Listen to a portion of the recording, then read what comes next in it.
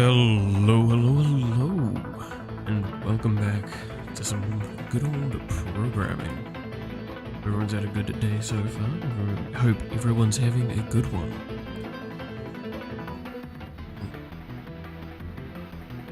Make sure I turn that audio off. Alright. So, I've been doing a little bit of work off camera. I'm just setting something up so I can hopefully test something. We'll see.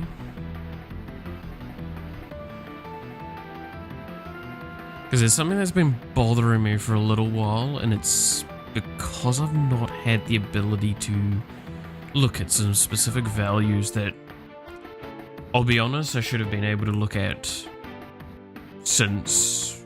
well, we actually had those values in at one point, and then a lot of changes happened. Yeah, so only some of it's gonna show. Okay. I can see at least the basics here. That spacing needs to be changed.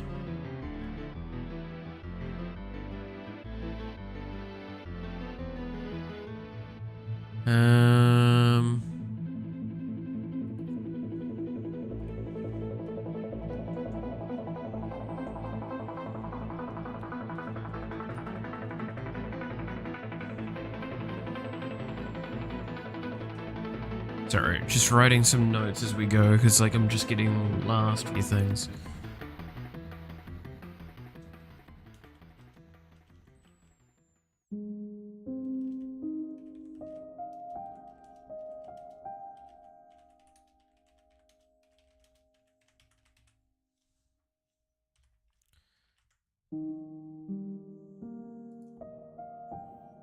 Because, in a sense, neither of those are useful.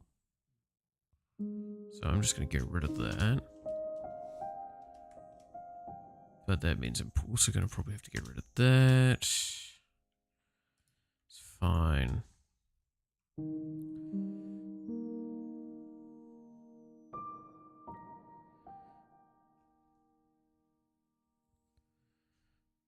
Like, I'm sure...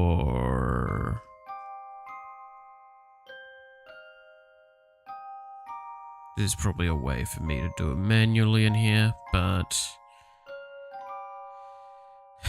I don't want to mess with too much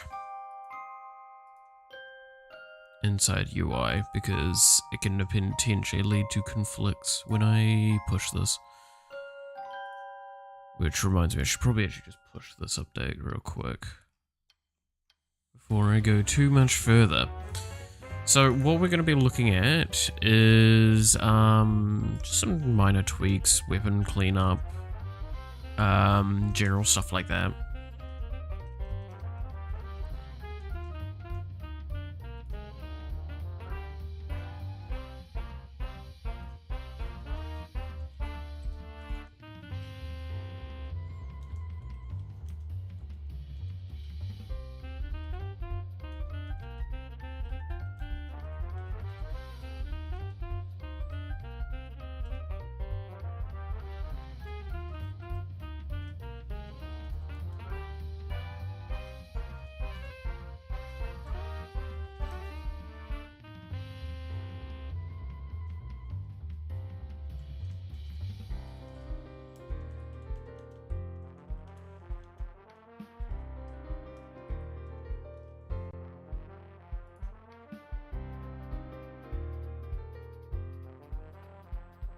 And I'll push that quickly.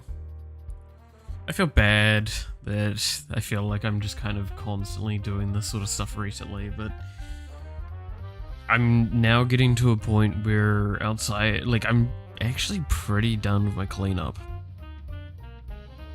There's obviously more that needs to be done, and we still need to finish off the weapon, the AI director, basically. But the AI director has been quite a difficult one, and I'm still playing around with some concepts in my head on how I want to actually manage the player's power, right? So there's a couple of things I do need to add to the game to really, I think, nail in what I want to get out of it.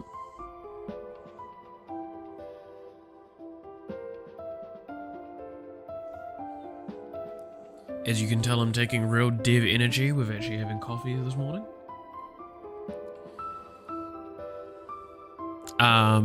But yeah, like I've just been doing a lot of cleanup. There's a lot of weapons. There's, for example, we've got this as well that I've added in. Because I was finding there was some weirdness with the way area was being done and I didn't quite like.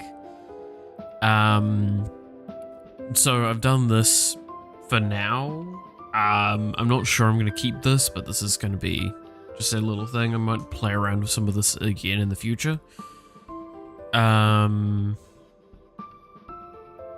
Just to like see how things go, because there is some things that I can standardize more easily, and the fact that I've not confuses me, and it just purely is hindsight of looking back and going, well, why didn't I do this? It's like, well, I probably should have done it at the time, but we didn't. But at the end of the day, it's fine.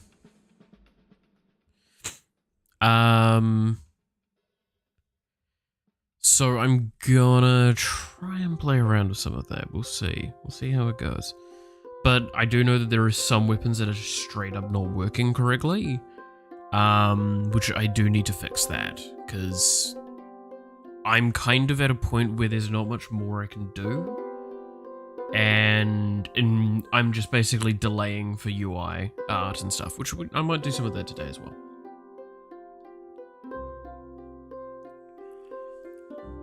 Dude, I have to like refrain from just downing one of those cans immediately. I like those ones. That blend is nice. The Rainbow Mountain Blend.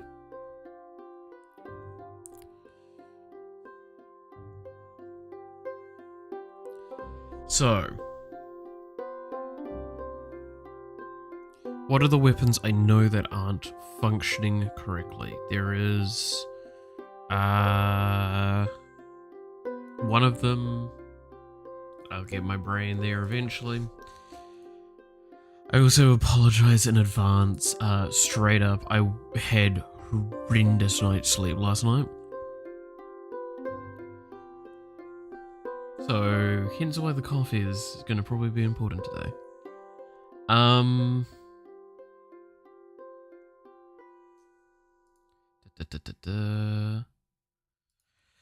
So, I know one of them was the ink sprayer. Ink sprayer I know is broken. Need to fix ink sprayer. What was wrong with it? It was not spawning the damage area. It appeared not to be spawning the damage area when I was using it. Okay, why? Let's go to weapons, let's look at the equipment, and then let's look at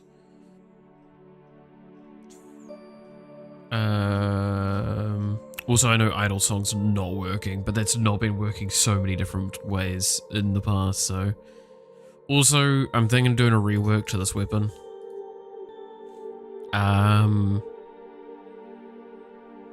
It should be a relatively, I mean, it makes sense to rework this weapon. This weapon was always kind of bad. And probably deserves a bit of a rework. Okay, so we're looking for, where the fuck is ink sprayer? There it is. Okay.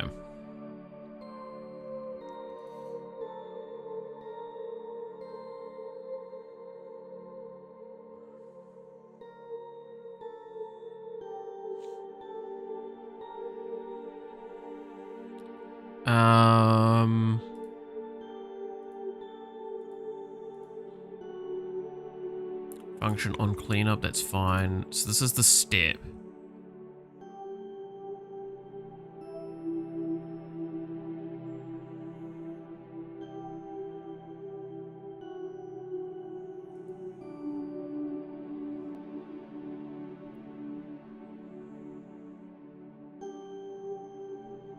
Okay, so have we, like, missed something?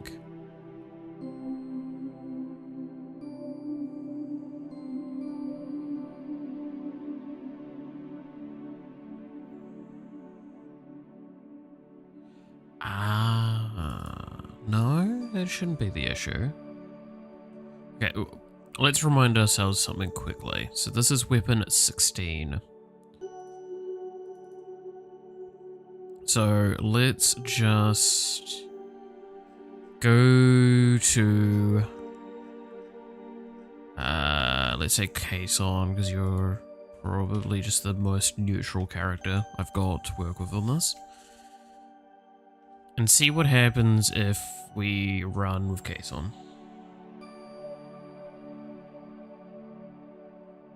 And see what the weapon's like.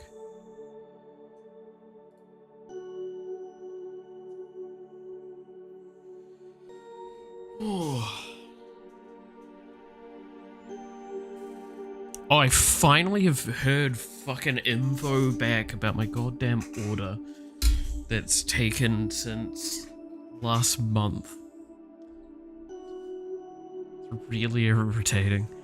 I heard something on like the 8th and now it's the 16th. I'm fucking happy. Finally. Okay. No, it seems to work.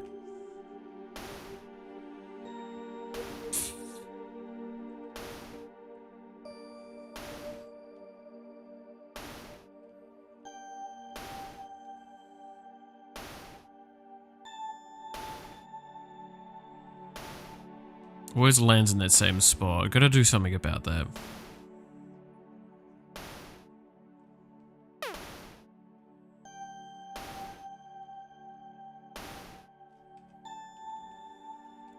Okay, so why... Okay, that isn't working as it should be. The remove shouldn't occur. That's probably because I'm just not pushing the remove of it to the correct location.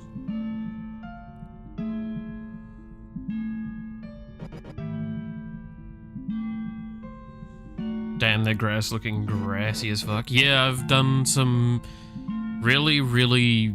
I've done a lot of work to make things look a lot better now. I'm actually... I've spent many a days on it.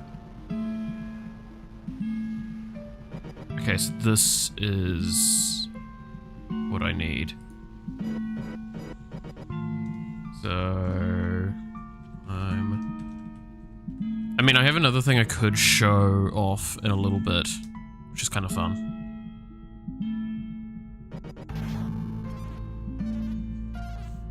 And it's something that took me like a couple of days, but it was because it's just more experimentation with shaders. But I'll explain that very shortly. I just want to... Okay, so...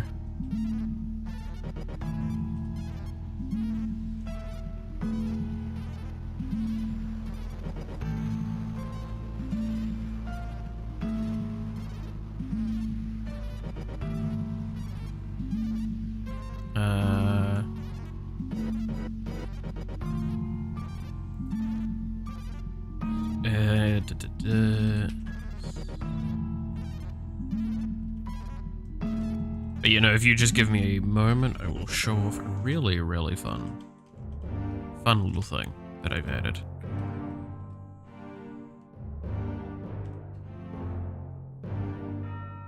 Okay, so then it's duration. Get rid of that because it's gonna make it harder to read. Unit type doesn't matter. Arguments. Self.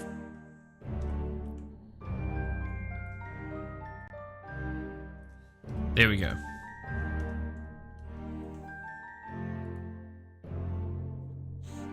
Okay, so I want to see something cool.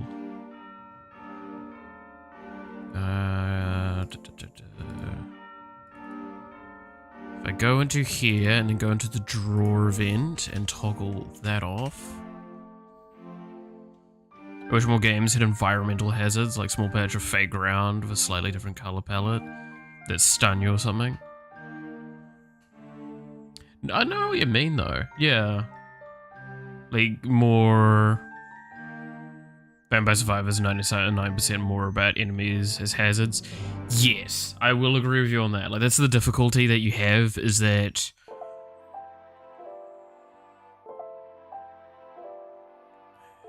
creating environmental hazards is a dangerous game as well, because then you can get poison swamps, which we all know the feeling of poison swamps and thing. Now, are you ready to see something really cool?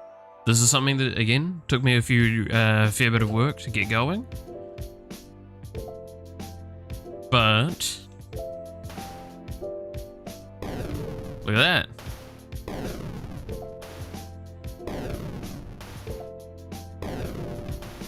We have textured grass that can move if I want it.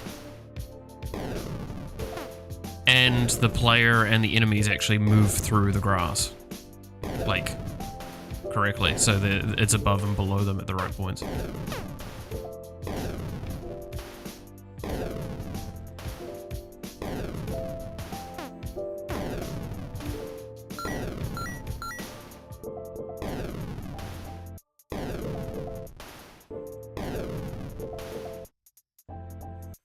I can pause to show it a little bit better.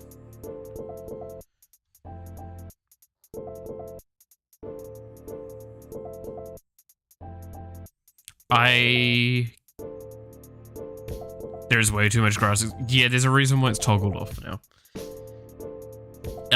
Because I haven't layered things correctly at the moment. If you actually look at it, like most weapons appear right underneath the stuff.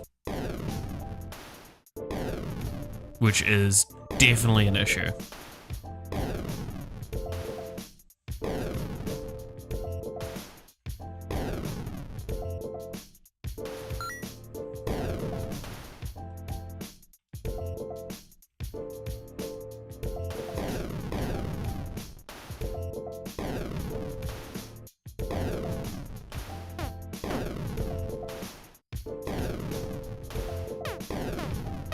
Interesting.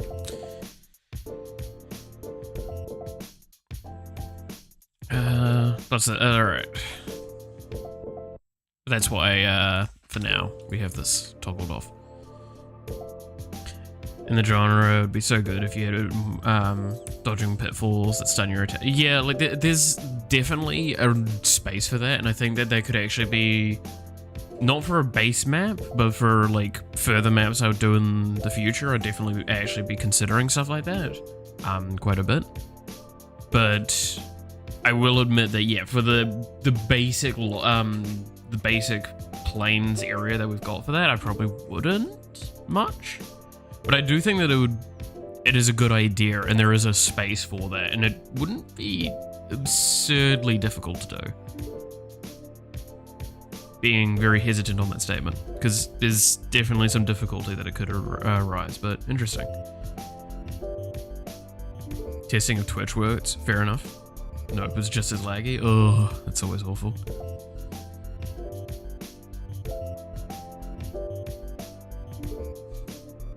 Got more pixels than any other sprite, or at least they're smaller. Is that right in this case? I mean, they're way smaller.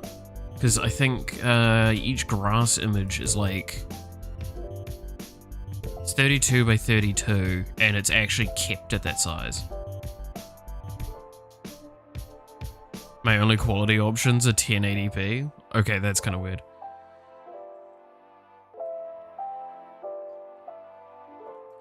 I do not know why it's locking that on Twitch. Is that seriously what it's actually doing? I can't see from here. Fuck.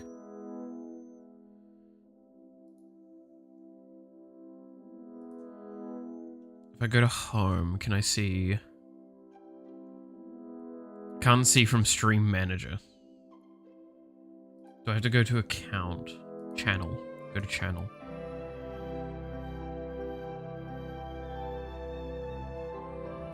mute myself so I don't cause issues. Let's see. Quality. Yeah, why is it only 1080p? 60 FPS. That's actually really strange. Is that something I fucked up?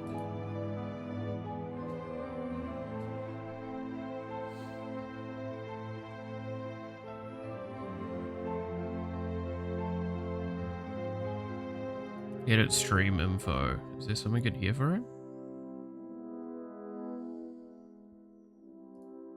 Or is it because I'm not like partnered or anything like that, so there's only so much space and it only goes to the one? That seems weird. Because like normally there's like even options for just audio only, right? On Twitch. Is it the same on YouTube? That's a good question.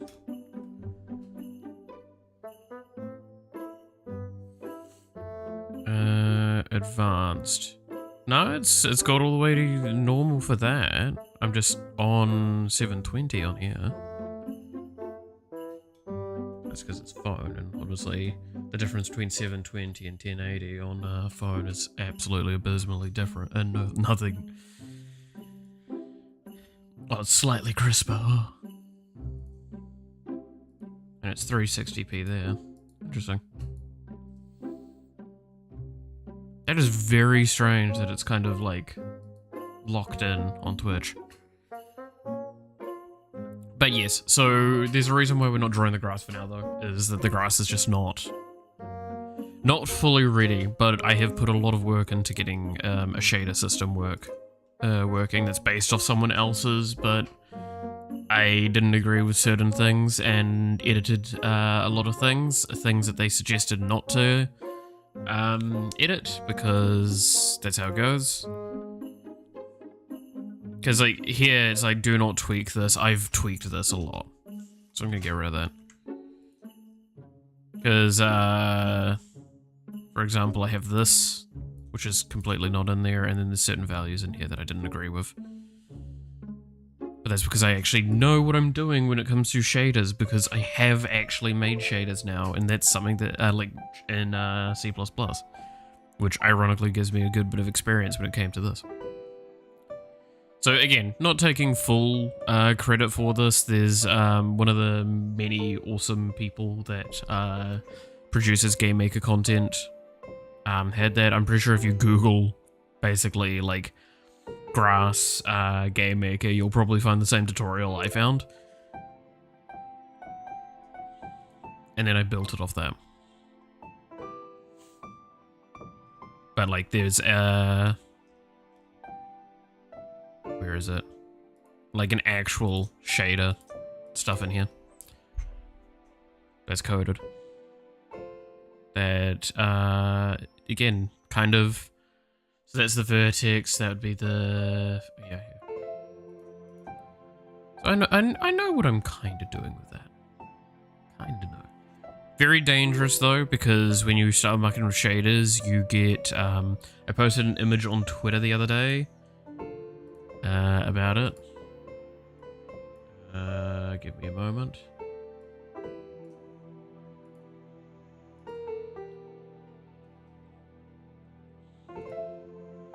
Let's see. Where was the... Yeah. This is what happens when you don't toggle the shaders correctly. That was the lobby. It would just do this good old solitaire bug.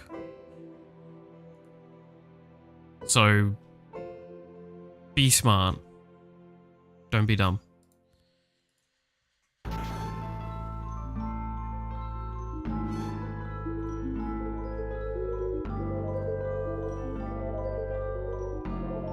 So in short, I will say that's probably one of the more like advanced things I've actually done in this program that I wouldn't recommend to the average person, because of how dangerous shaders actually can be. I would describe it like I reference a lecturer I had when it comes to some of this sort of topic. The power you gain with them is so obscene, but the difference in power also turns into a double-edged blade. It's like wielding a shotgun versus a pistol is... If I fuck around with a pistol, yeah, there's a lot of damage that can be done. But when I'm like checking it, I'm not like, I'm gonna shoot myself in the foot and it can do quite a bit of damage, but I'm not gonna like be too negatively affected. A shotgun, however, I'm gonna lose half my leg. Be cautious. I'm pretty sure there's better safety nets in Game Maker, but I do know when I was doing it with C++, if I wrote certain things wrong, I could have actually just completely destroyed my graphics card. That's how dangerous some of this stuff can be. So if you do plan on ever learning stuff about shaders and getting into shaders, do it hesitantly and cautiously, and very much listen to the advice of more qualified individuals in the field, because outside of pretty much everything I've done here, that's the thing that actually can do damage to your computer, like pretty damningly. Like a memory leak's pretty dangerous, but there's ways to counteract a memory leak. You can cap things. Game Maker has a lot of systems for that, so you're relatively safe. With a shader, you could actually just do direct damage. So, careful.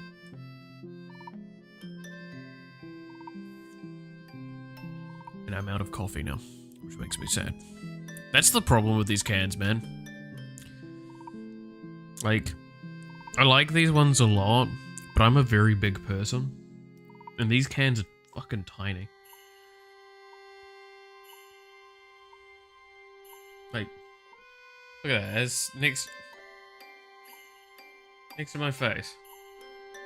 Not exactly. There you go, if you ever wanted a rough idea of how big a person I am, that's probably one of your best examples.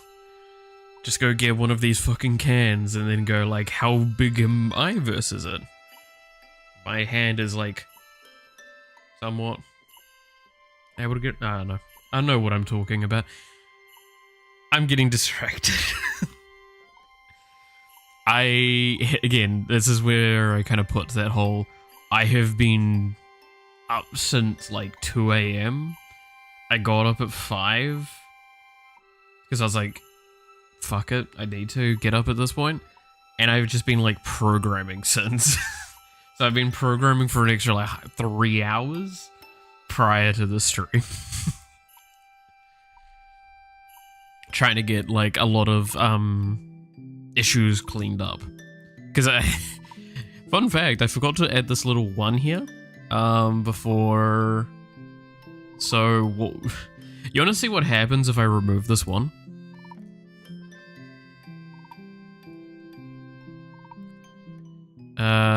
Let's do this, and then it's pretty fun. You'll see pretty quickly why it's an issue.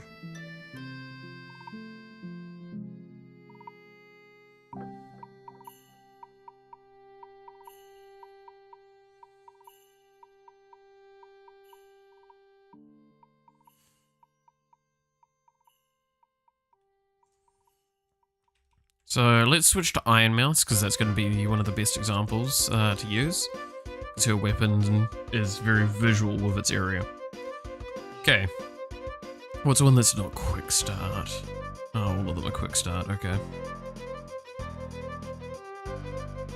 So you see that something's already happened to the area.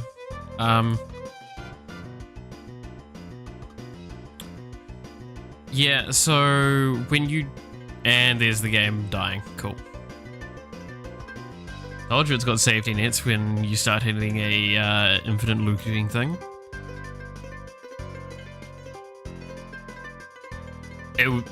Something went very, very wrong. So what basically is happening by not having this is that this is creating an infinitely looping increased size. And I'm pretty sure I just hit a numerical cap.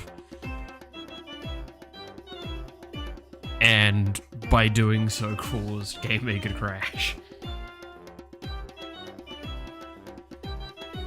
Go me.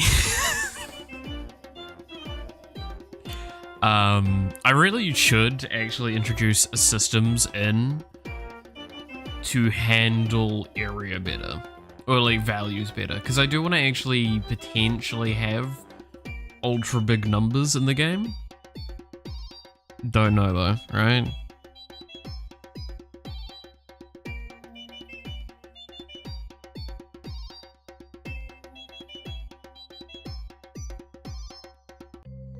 Kitties are both on my lap and very comfortable and actually very pleasant, because this is... Okay, I can't really show it because of the way that they're positioned. Because, yeah, like if I show down, you're just going to see my breasts. The way they're curled up is a way I wish they curled up more often when I'm sitting at my desk. Because this is something I can actually manage. They're curled up flat, and then in a way that, sure, my leg's gone, like, completely dead.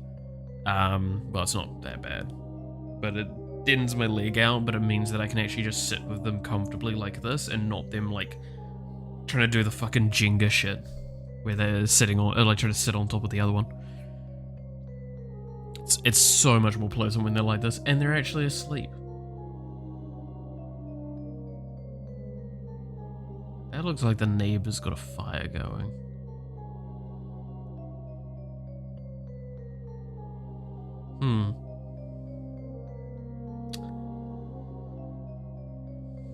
Sorry, getting distracted by...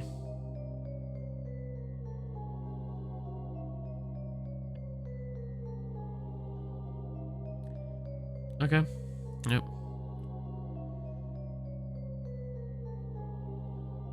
No, I'm not going to question it. I'm not smelling anything weird, and the wind's blowing the other way, so I probably wouldn't even get it from here.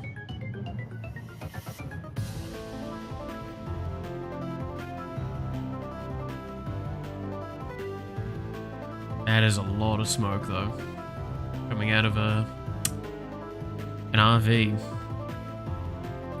trailer thing, camper trailer.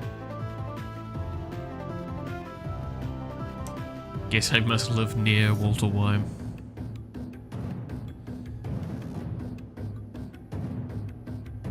Alright, before I get more distracted.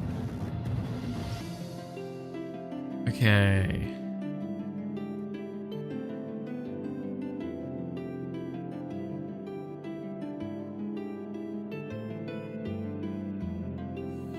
What is this?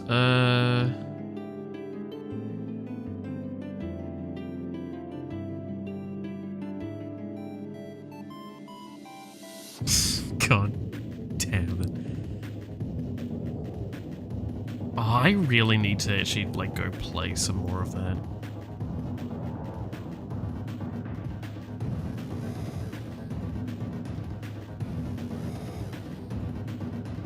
Fucking, Zenless Zone. I've not played, like, shit all of it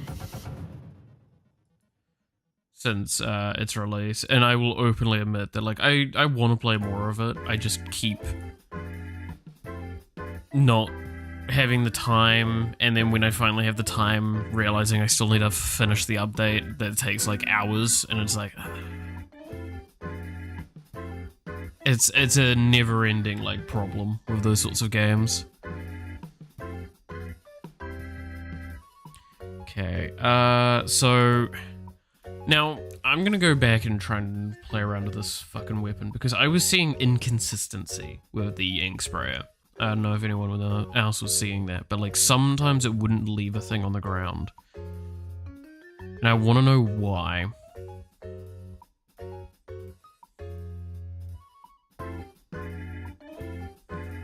I will pull this up.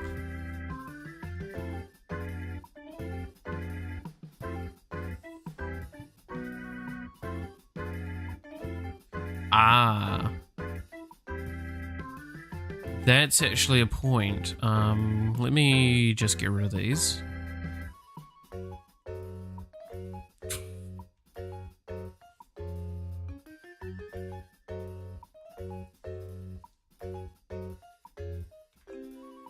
Because there is a good chance that was the problem.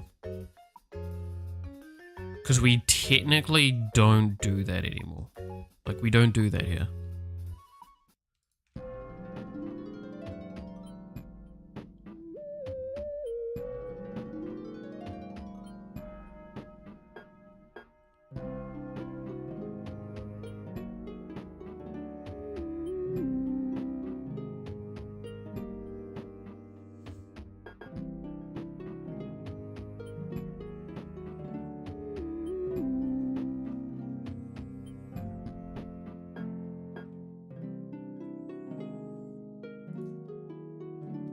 What am I doing? I need to play his case on. She's the one that has actually got the weapon equipped at the moment.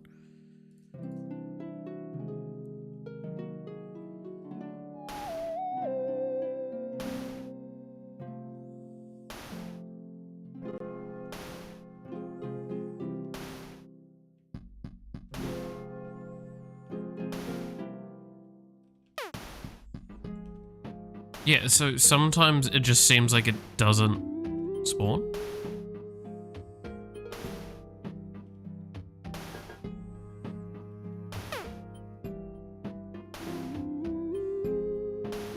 Why?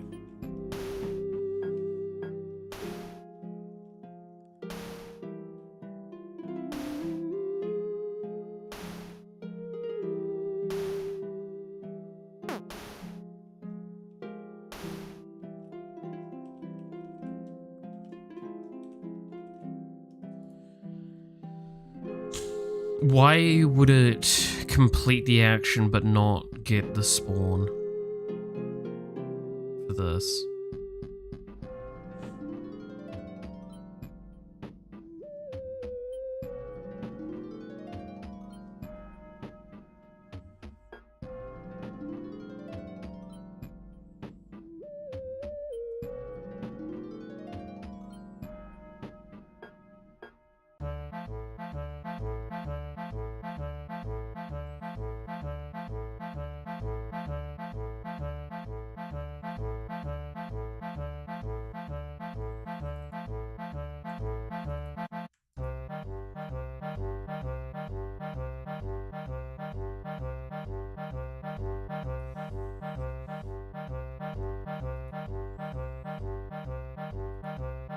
Is that better?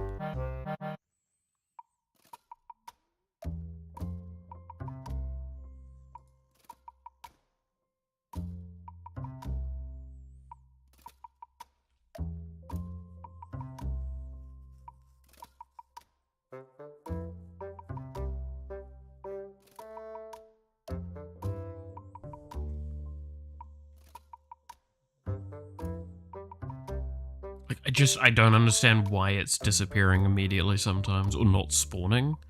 Maybe that's what we need to check, is if it's not spawning or something.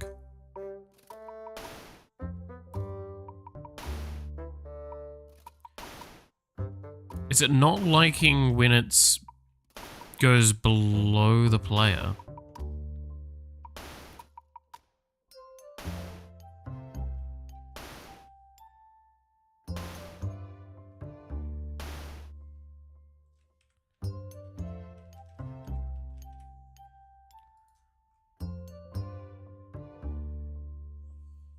Wait, what's going on?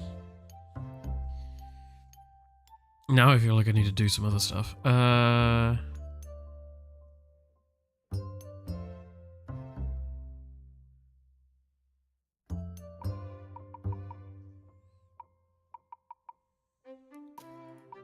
blah blah blah blah blah. Speed hold for sure, whatever.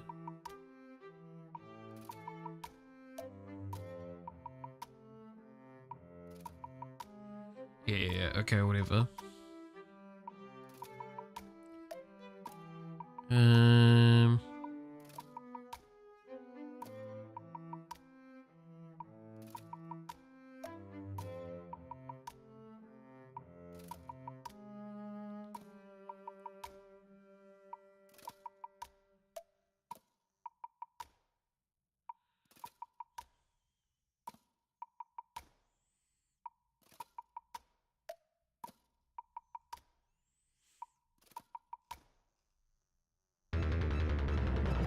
Is So distance is less than or equal to 5.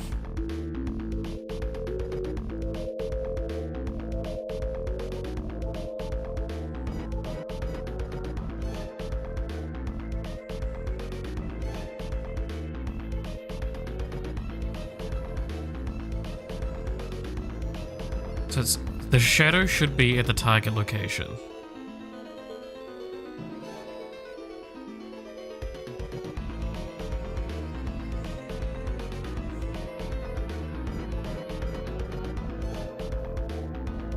And then duration, which should be 2 seconds, because duration is set. There is duration hold. Duration is hold is duration. Duration here is value 5. That's correct. I'm doing nerd stuff. I'm sorry. Target X, target Y. Speed hold equals 0. Damage that. Type seconds. Time is that.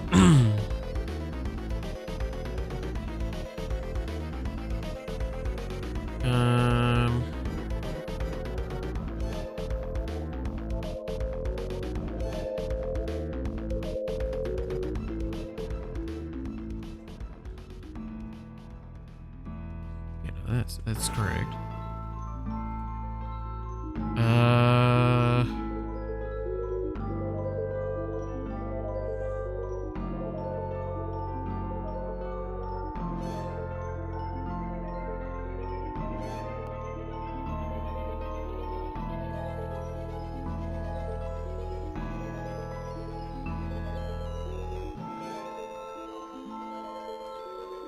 I'm getting confused. This is never a good sign. Speed equals speed hold. Sprite hold. Area is area hold.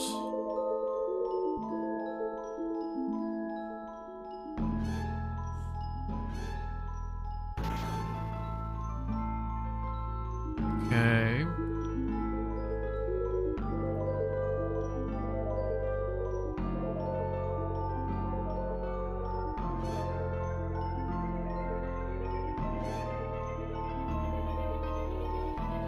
Alright, well there's a very simple answer of just checking something, which is,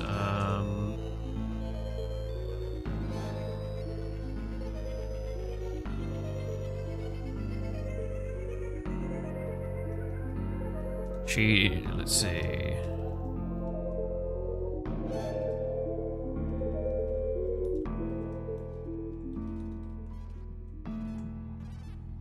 Hello, I got made.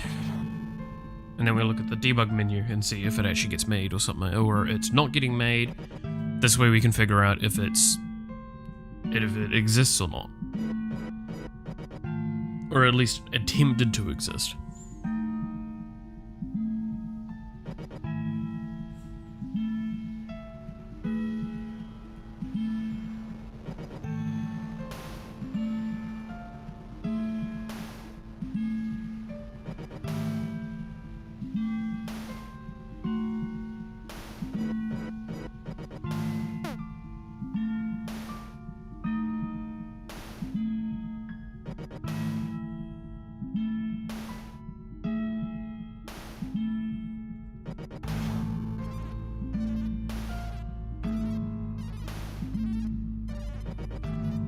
Okay, so we're seeing it getting made there. We do probably want to add in something so we can differentiate these. Say... Where's the value? Current time.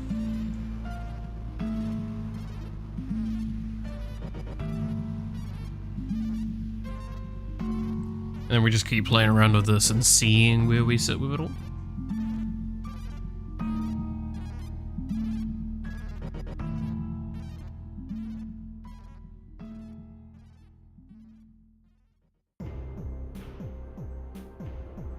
Oh, you know what also I was doing this morning? I admittedly wasn't programming for 3 hours. Did play a little bit of the League of Legends Swarm mode, because I still need to finish that.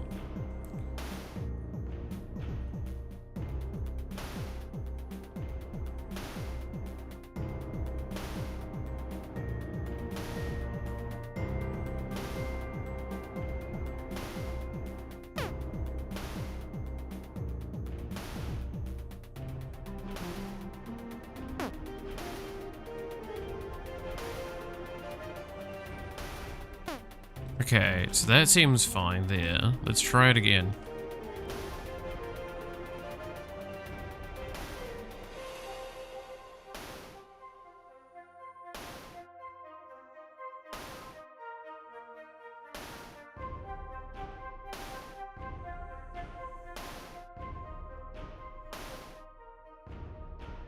See, it's not making him.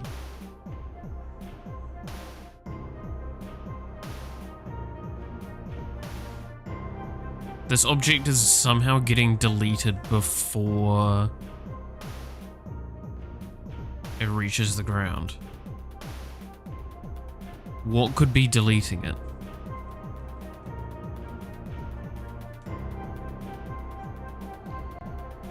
Remove type duration. Do I have a native thing for that?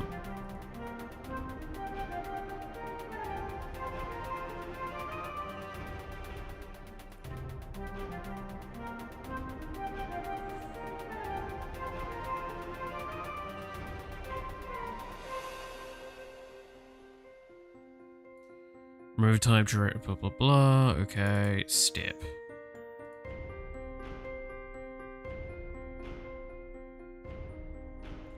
This can get Control K'd for now.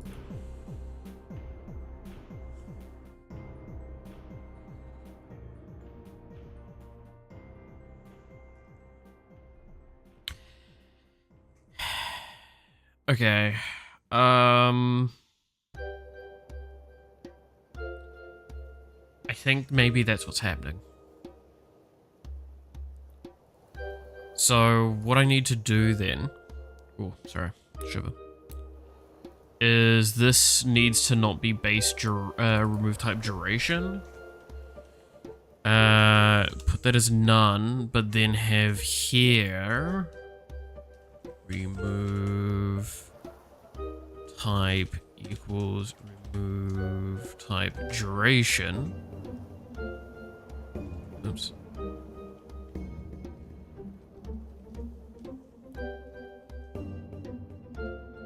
Duration. And then, I forget that I actually have a system for this. Sorry, cats. My leg was getting a little too dead there. Let me switch to the other one. There you go. Remove duration equals underscore duration. Oops. And then I don't even need this. Let's see if that works.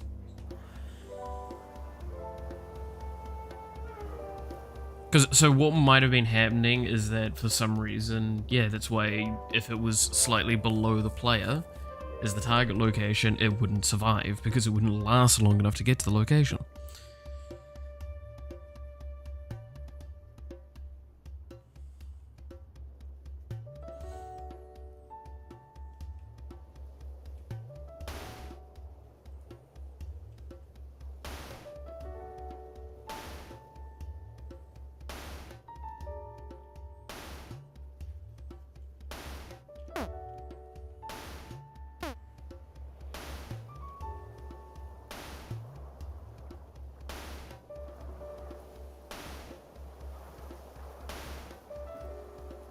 When you try and make things too efficient is what that was.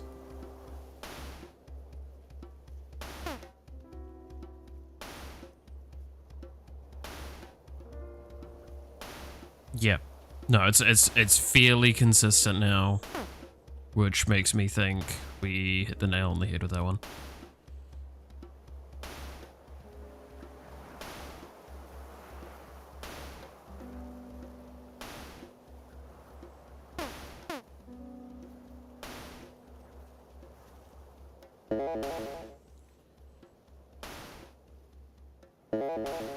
So Idle Song was having issues sometimes. Why would it have issues?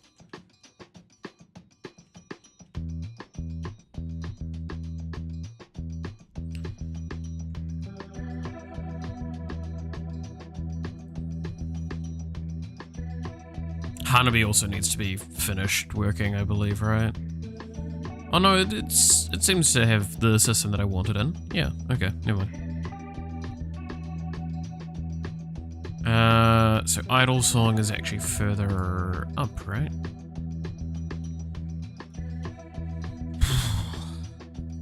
Sorry, it's a little chilly. Body pillow, that just needs a better fucking asset. Idle Song, here we go. So that's weapon 11.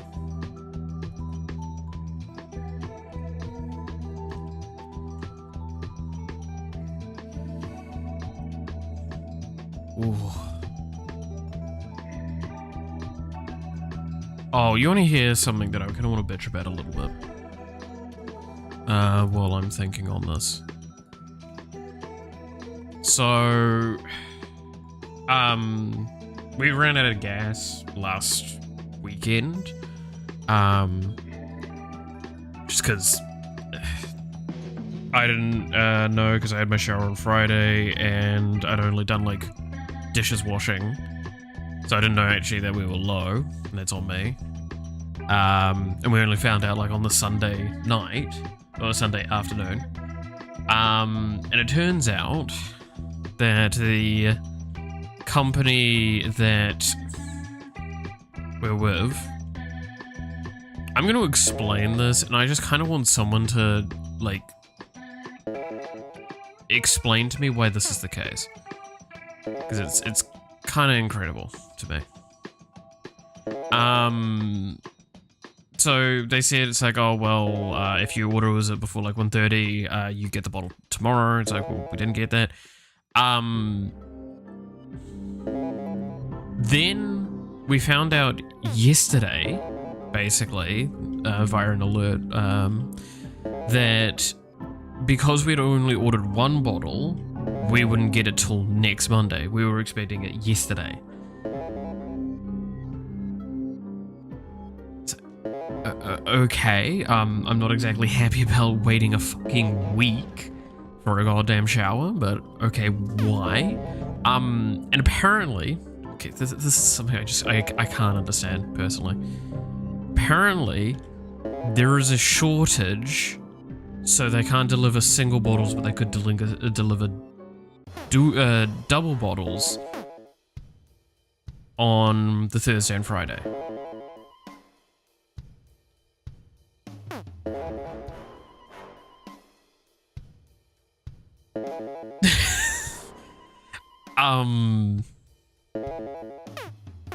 Needless to say,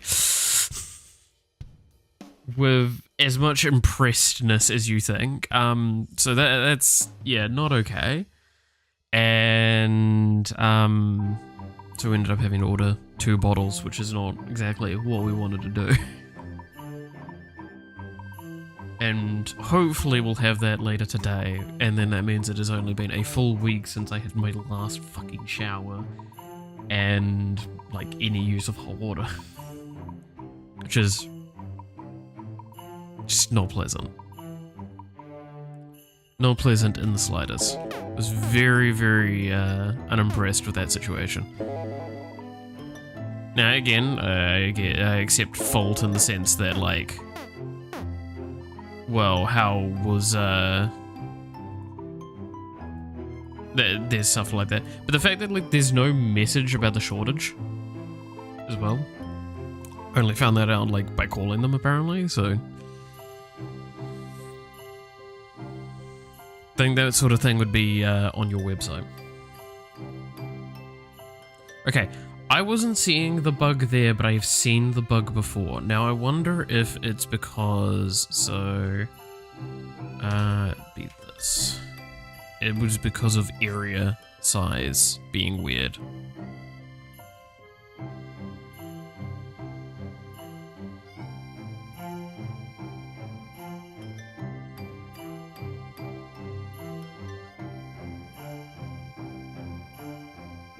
But yeah, so there you go. That's our little unimpressed story of the day. Both me and the flatmate were considering just getting a fucking, like a bottle from, like the store or something like that.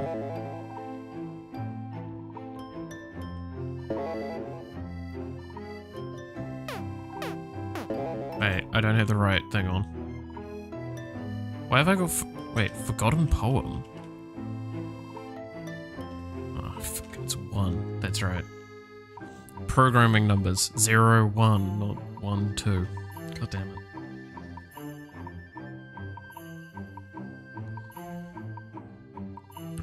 I also need to remember that hers are baseline 6. So I know we're testing.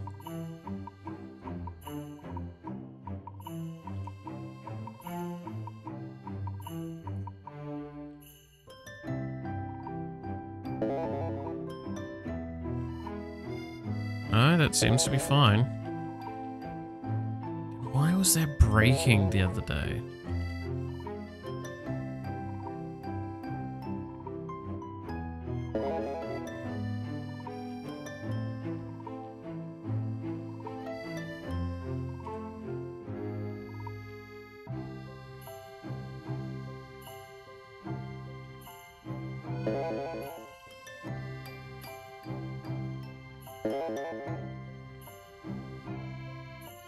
Unless it was a lag issue.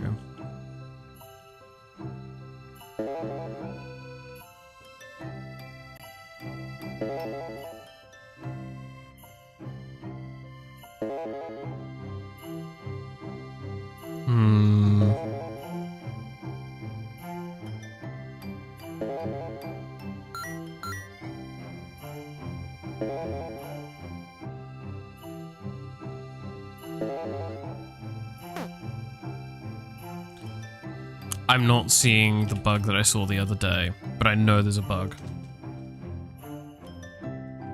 So I'm gonna have to leave it alone and hope that, like, someone sees it and reports it and tells me how it fucking happens.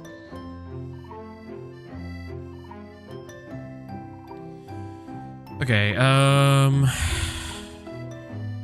don't think there was any other weapons I can think of that were, like, clearly broken in memory.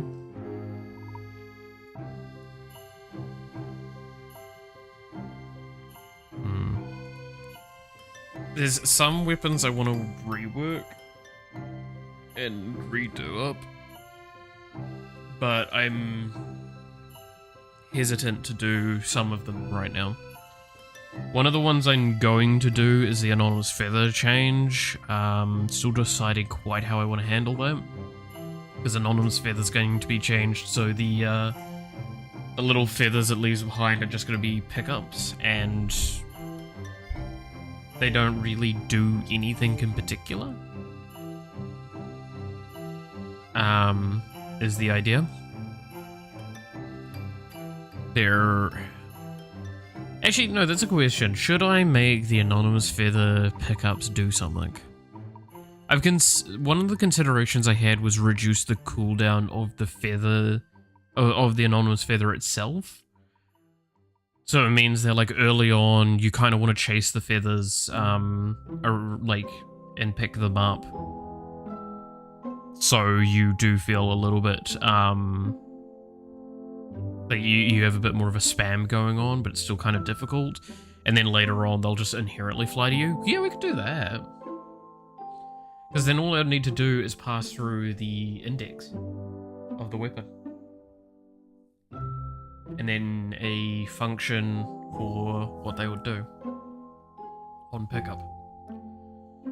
Okay, let me write that down so I know what I'm kind of targeting with that.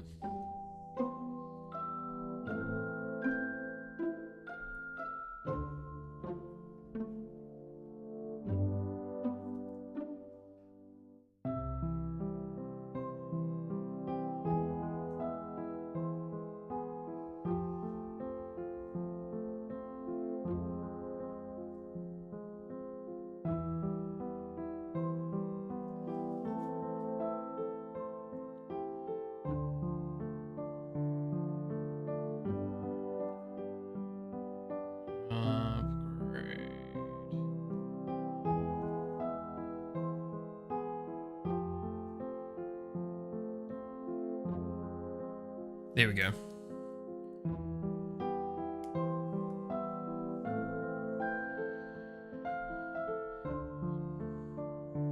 wondering when someone was going to take up this mantle after the holocure modding drama. I don't know what drama you're referring to with that.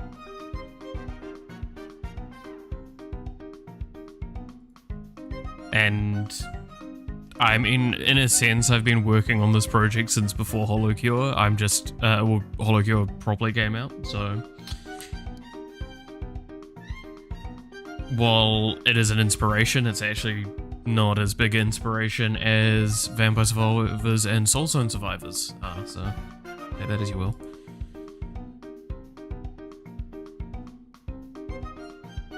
But yeah, I don't know what the modding drama is. That about that one person that like ripped the game and then made it so it was modifiable and put it on GitHub, and it was like, hey everyone, here's holocure like foundational.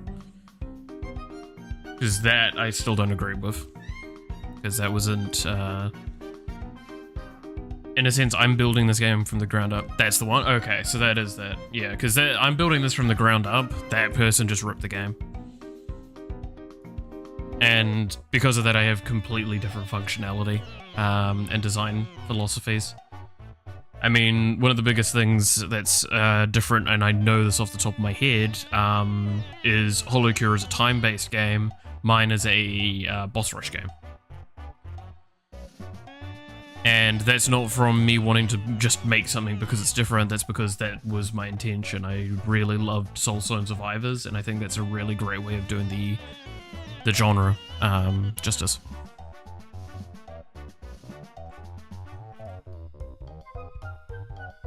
It just happens to be that, like, because I'm not very capable with art, my visual style leaned itself to very holocure-esque, which I'm still not happy about. I'd love to do something different, but I'm not creative enough to design too much myself right now.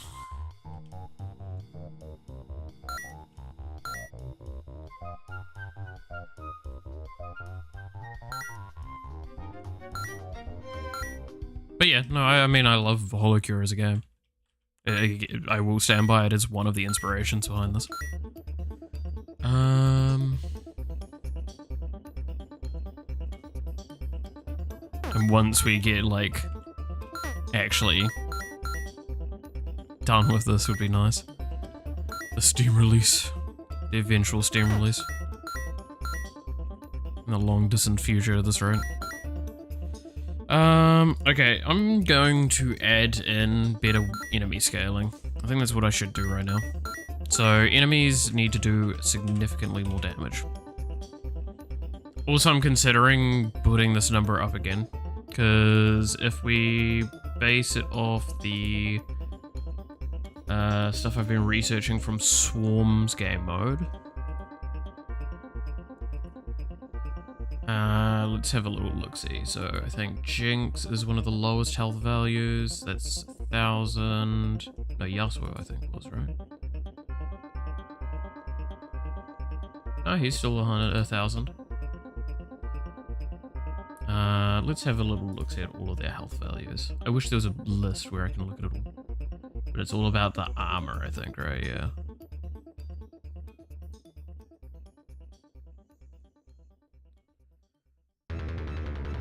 Seraphine's stats aren't listed. Interesting.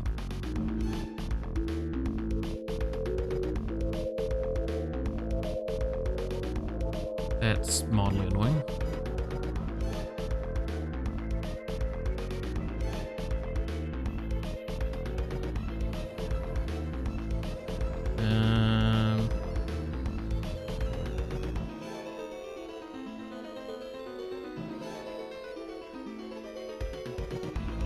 So it looks like basically everything's 1,000 health aside from, I think, like, Leona and Alawi, which I think they have like way higher base health. No, Alawi has the normal amount. Sorry, Alawi. Leona has the normal amount. I know Alawi has way higher base. Yeah, she has 500 extra health. What does Briar have? She has slightly higher health as well.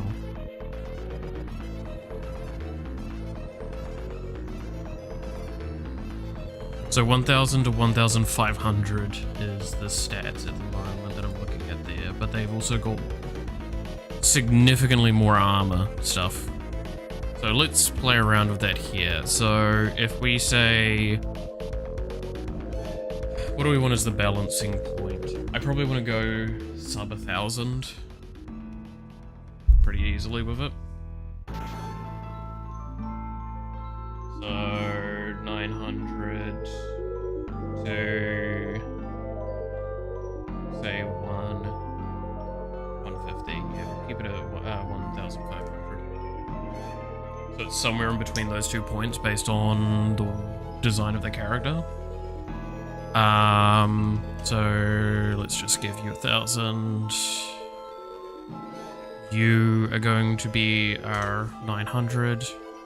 Well, Iron Mouse and Gura, I think, are going to be the only ones I can think of that are going to be like they're low health.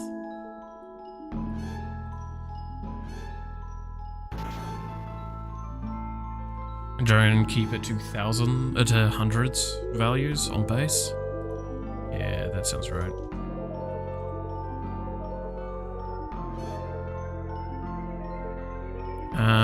Caisson, which is supposed to be the mega tank for now, can be that.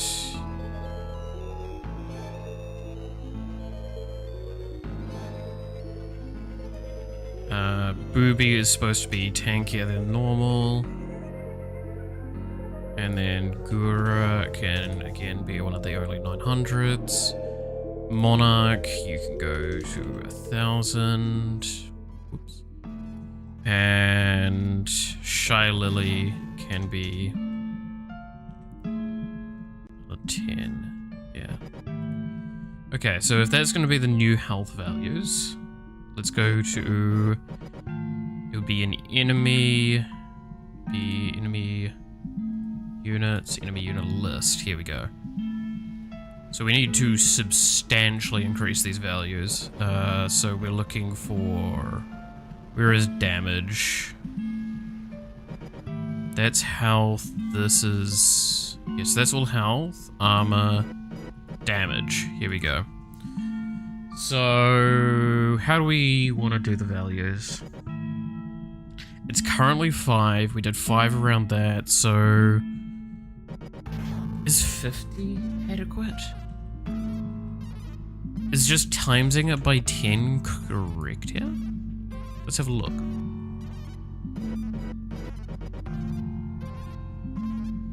Also, I'm going to probably have to punch some numbers around again for Iron Mouse, because she's going to end up being strong again if we raise the numbers that much. Because her area scales off of health, and I don't have a good scaling system for that, other than just like having some magic numbers behind the scenes. So her area is going to be massive again, yeah.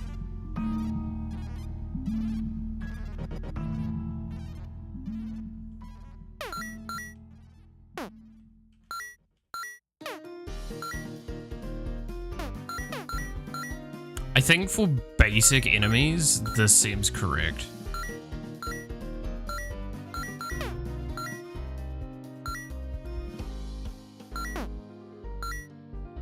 Like, again, this is initial spawn enemies, so let's end the run and pick on a character that's not going to be able to heal us, obviously. We won't pick that for the moment, but we will get this. Also, got to change that value. 20 health bonus at the start of things, not enough.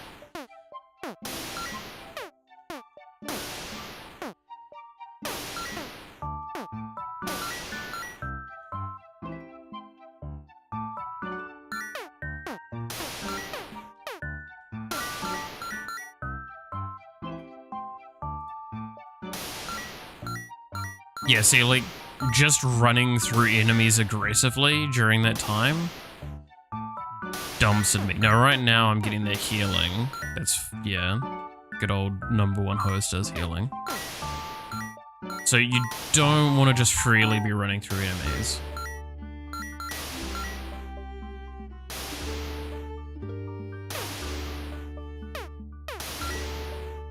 even with 5 health regen.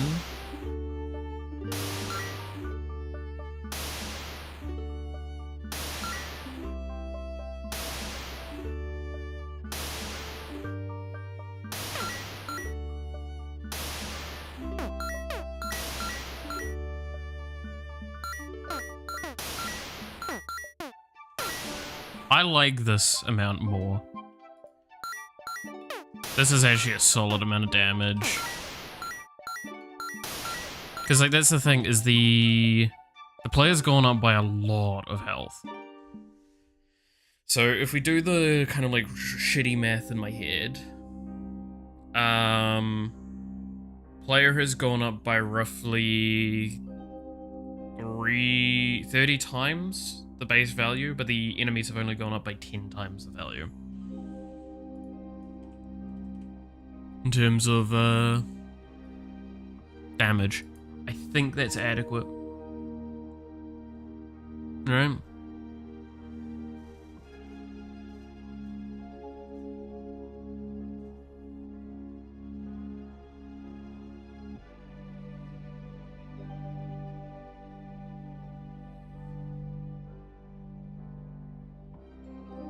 Which means in peak healing situations,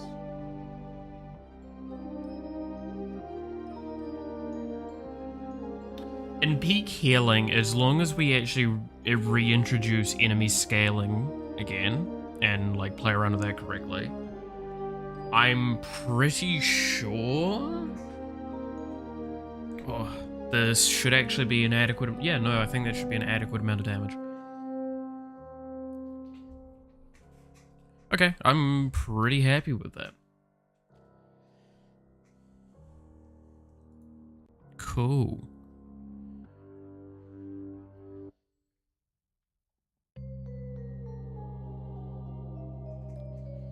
So yes, little changes, very little changes like that can create a better designed atmosphere for how the game plays.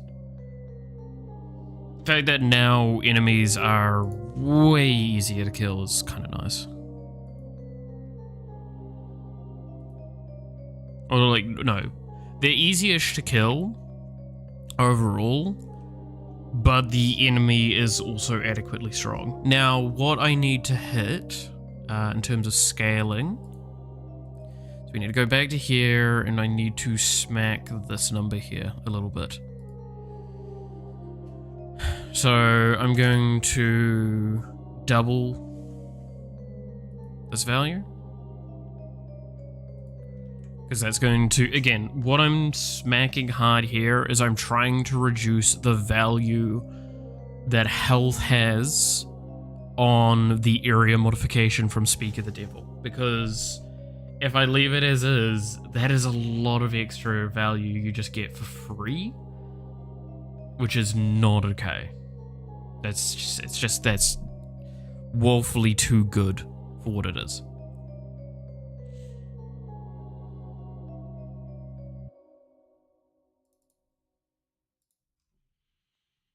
So if we go into here, let's change these to 100. Because I think 100 extra health is adequate for healthy. For armor is... So armor's going to be a lot weaker now, which now lends me to the situation that I probably should do the an armor, like new the armor numbers change, which does mean I can get rid of one thing, which would be nice. I don't need to get rid of it, but yeah. Okay, so let's change this to be plus 10 armor. And then I'm going to remake. I'm just going to make it in here, because then I can add a few other things here. And our...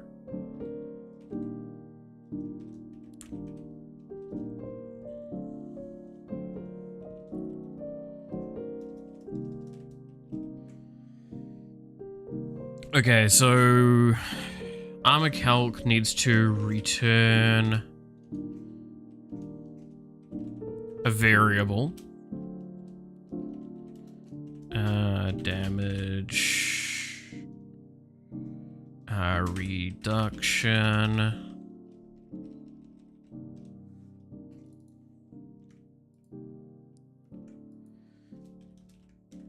Okay. So I need to pull up some math for myself. And I say this with the utmost love and hatred for what I'm going to have to do with this. So this is a system that I've been avoiding like the plague because of just how irritating this calculation is going to be. And that's 100% on me.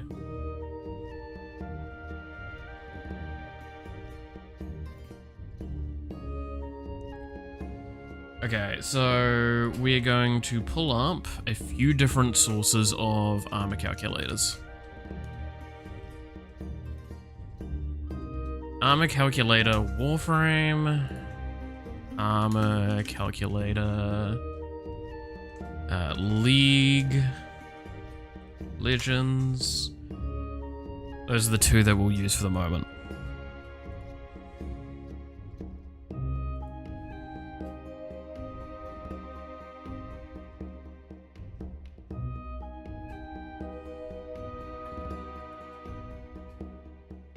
Okay.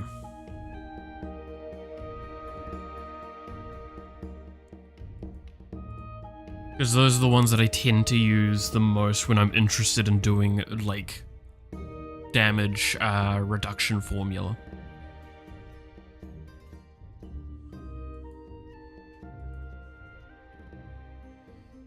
So, I'll explain it in a moment once I actually have a better look at these numbers.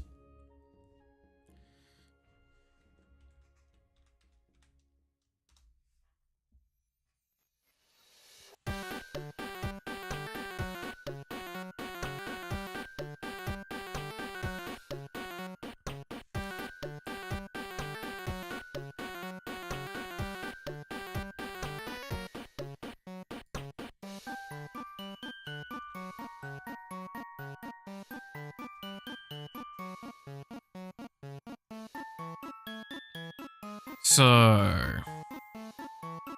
to explain what the fuck we're doing right now, I'm not gonna show the math right now, because that's just gonna be a nightmare, but I'm gonna explain kind of the general gist of what we're doing with armor.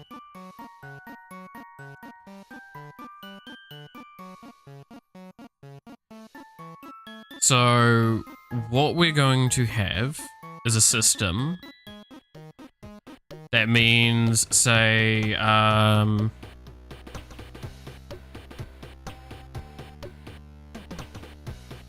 this here is 100% of the damage dealt. This is 0% of the damage dealt. This is your, like, the damage you would do. And then here is the armor. So this is 0 armor, and say this is arbitrary. We'll just go 300 as our maximum armor. Just, again, very arbitrary, not actually the case. We're just doing this for example. The idea is that if I just had, like, so what we had before was it was linear. So, the more armor I had, the more damage was reduced. So basically it meant 1 armor would reduce 1 damage. 10 armor would reduce 10 damage. 100 armor would reduce 100 damage. But it would always leave you with 1 damage afterwards. What's not okay is that when we start dealing with much larger numbers. Because what if we wanted to introduce DOTs and stuff like that? It becomes a nightmare of things.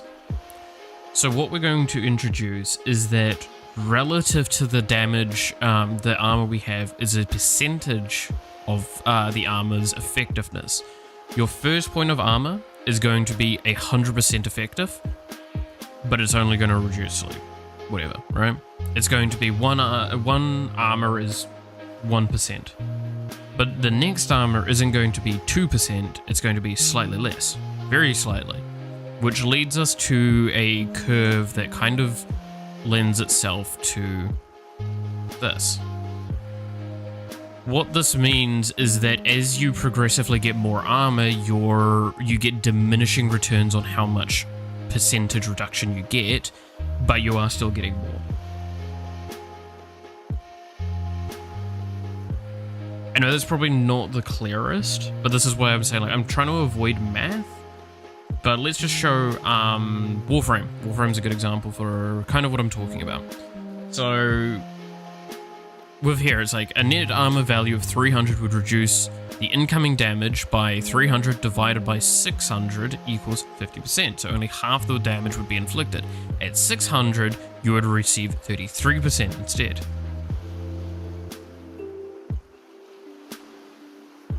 They introduce multiple ways to reduce damage.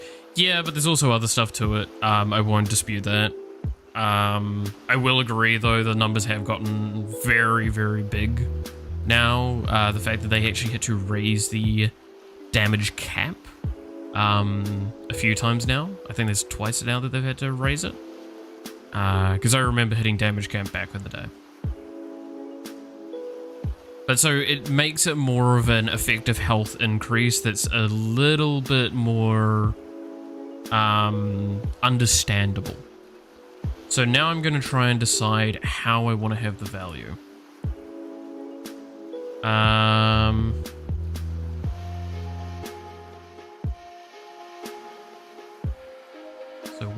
So post-mitigation damage is pre-mitigation damage. DR is that. Okay. We had the overflow already. Yeah, like it's happened a few times. To be fair, have been out of the loop a little bit, so my builds aren't damage cap anymore, I don't think. Maybe they are.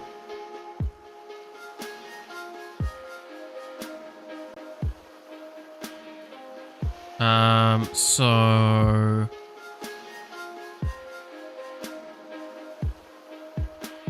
what we want for this calculation would probably be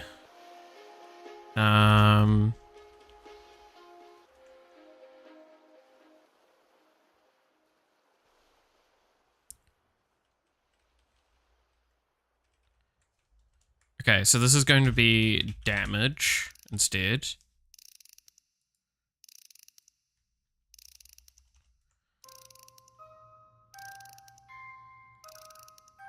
And we're going to take in two values. Damage and armor total. Path of Exile's like that too. I mean, that's the thing, right, is there's a lot of games that have these sorts of mathematics behind how this is how armor does, and there's a reason why it's becoming more and more popular. And for good reason. I stand by, like, there is good reason as to why this is kind of the calculated efforts that they make. Because it means that you stop tanks from scaling completely out of control. Hell, even Dota has had this kind of these numbers tweaked a few times, because it used to be you could actually get 100% damage reduction for physical or magic, specifically physical. Now the calculation means that you can't. You can't be truly immune to it without such absurd numbers that I believe are just unreachable. And the game would crash before you really hit them.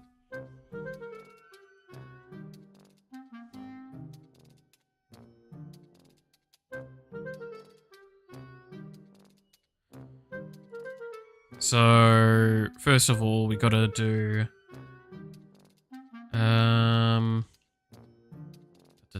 So damage would equal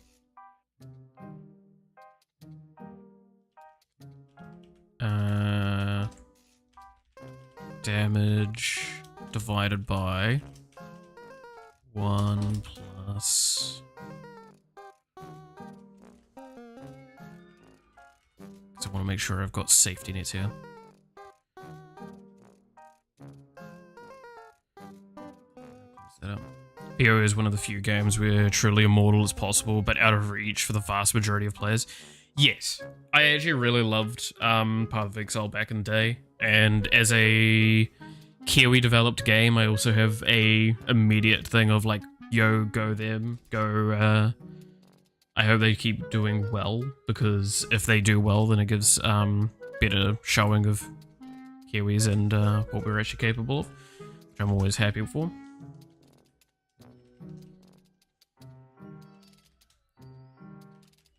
Okay, so this 100 value here is the most, like, changeable and arbitrary. This is based on what I'm going to do for armor, is how this goes. So, how do I put it simply? To give an idea, League does 100, I'm going to leave it as 100 for now, and Warframe does 300, and it's basically the exact same calculation.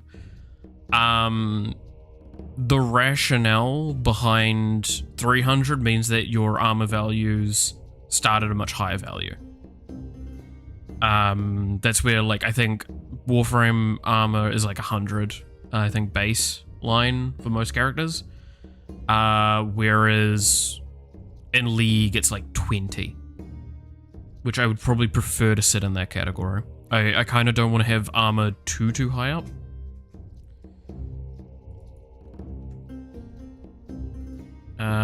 So I'm going to have that value, and then we're going to have to go to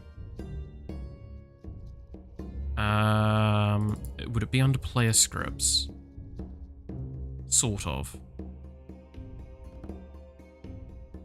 Okay, so here is the damage. So damage, we need damage to equal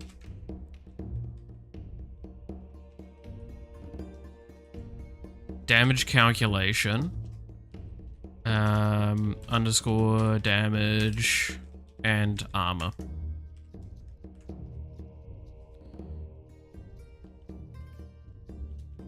But we do need to have this times, well, actually I can probably just get player stats, right? It's the fastest way of getting that value. Armor percent modifier.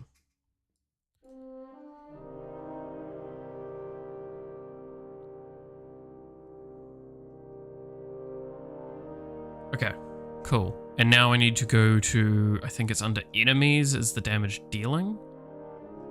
Or have I moved it here finally? Damage tracker, damage that, crit handler, crit pick up. No, so it's still probably under enemy scripts. Damage dealt, here we go.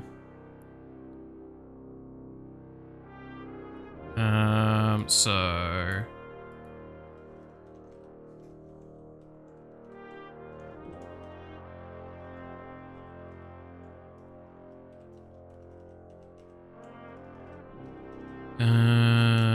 damage, whoops. Then target armor.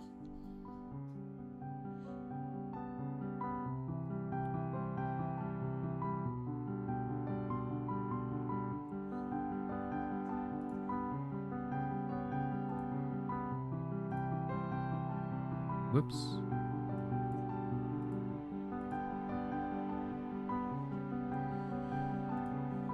But at the end of the day, like, I want to avoid, like, just immortal characters. That is something that I do want to aim for. Because I think immortal characters just aren't fun. I do want to, like, you can get near immortal. I think that's perfectly reasonable. But I don't really feel that, like... Actually, no, let me rephrase. If you find a perfect synergy build where you have to get like 4 different things together, and it makes you basically immortal, sure. You know what? You've put in the extra effort, you've gotten the RNG to work on your side. I think that's great. You're looking for roguelite, yes, roguelite experience. It's very much Vampire Survivors, Soulstone Survivors. Again, those sorts of games where it's the roguelite concept, where it's upgrades during the run. You get some stats from that and all that. Armor is actually very hard to come by, so I might need to change something like that. Like one of the items is going to have to probably be gives you armor now, which is perfectly fine.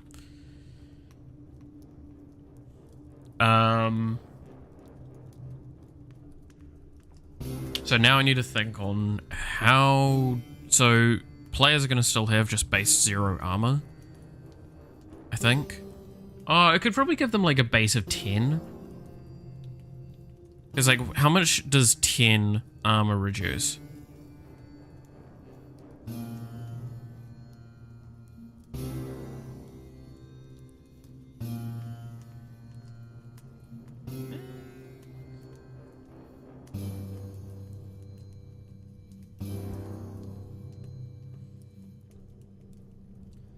Let's see.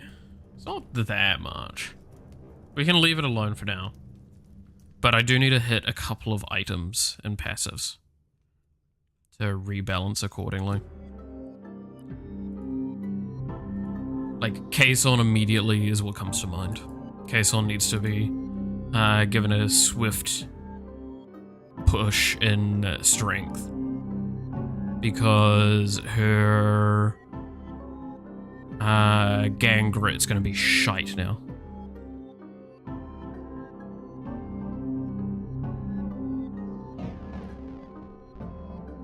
Because it only gives like 0.5, yeah, 0.5 armor per stack.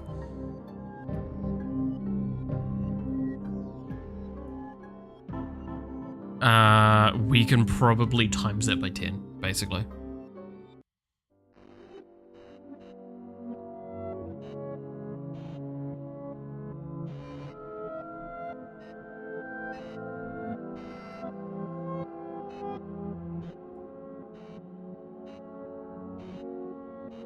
So if we're going to times that by 10, we might as well just turn this to 5 and then continue the division that we have there to 100.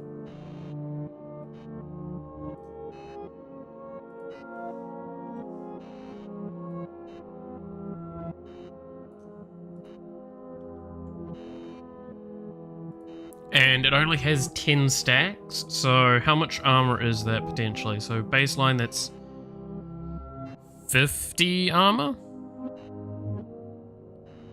50 armor, 100 armor, 150 armor, that's way too much.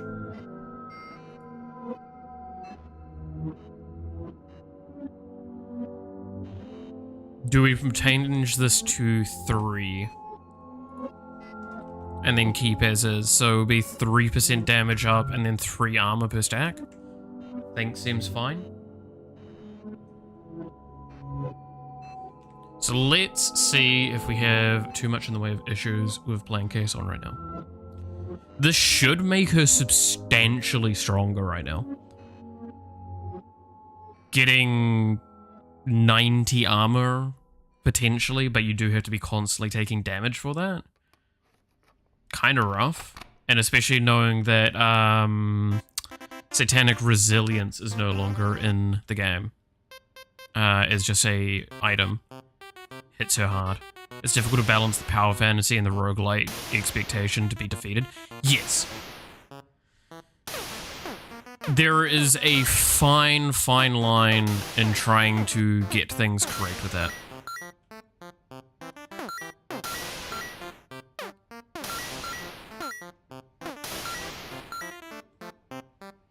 Because keep in mind, we also have Kimcho, which is like a bunch of damage reduction itself as well.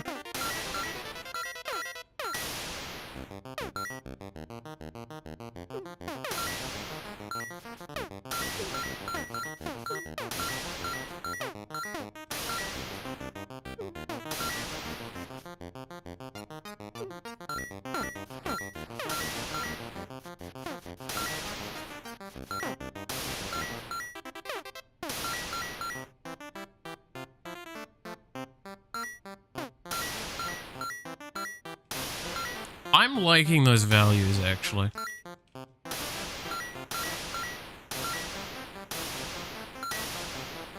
Can I actually see in here? So damage is at 200% right now, which is pretty juicy.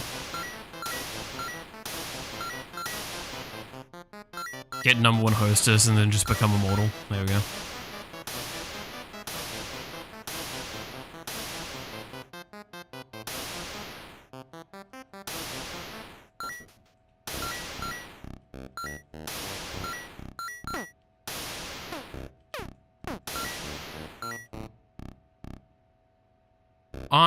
So armor is at like 37 right now.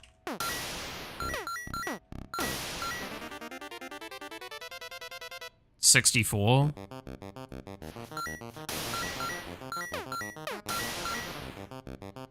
$46. The duration, because I think each stack diminishes independent, so it's really hard to actually get the max potential value out of it.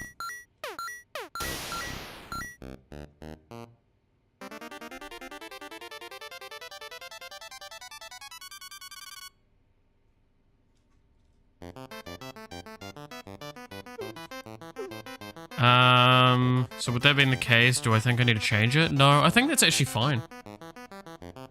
Because again, baseline, no armor, it's fine to actually have some of these values like pretty fucking inadequate. One item that does need a tweak is Shy Lily's Light from the Depths, because the armor value is going to be too low.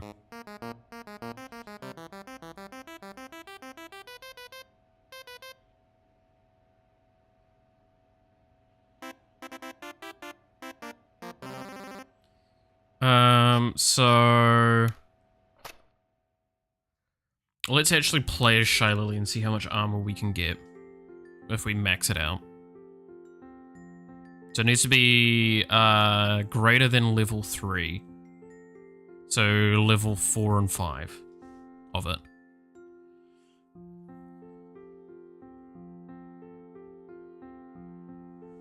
So let's just force some levels on Shy Lily and we'll be fine.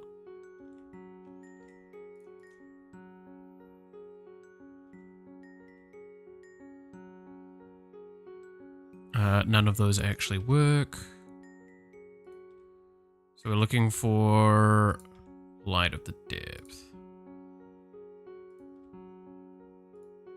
Okay, so now it can give armor. There we go. We've got it maxed out. So it's going to show us the most, like, effective it can be. But look now, our armor is at 1.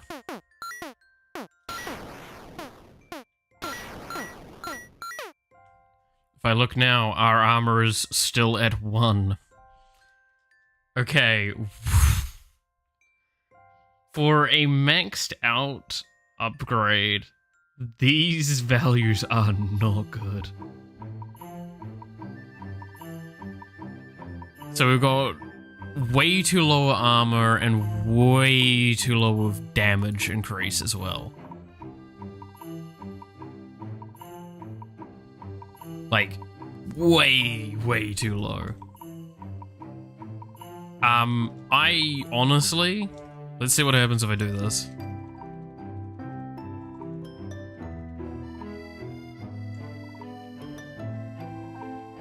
Come on. Nope.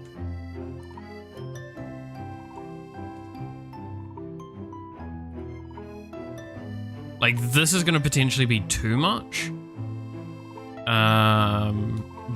I'm pretty damn confident it's gonna be too much. But we might as well see, right? No other way to know.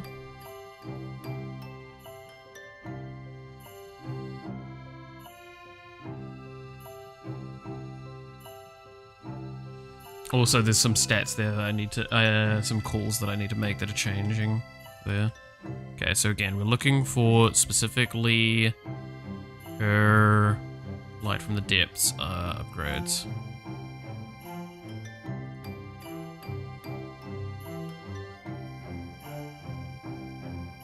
One more, there we go.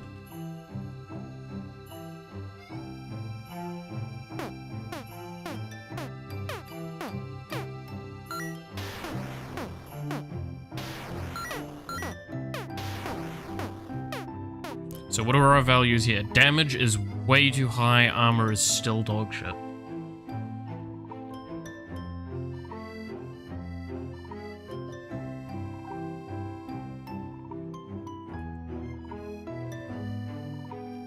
So I still think it needs to be like a value like this.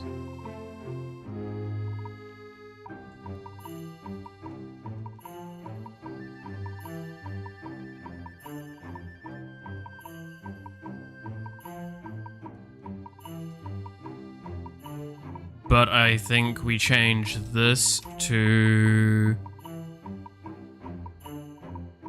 yeah, let's try ×2. Instead of divide by 2, ×2. See how it feels?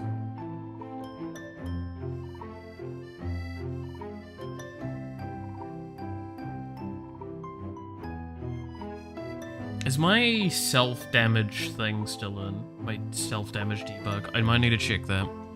To be fair, there's a lot of debugs I don't know if are in this game still.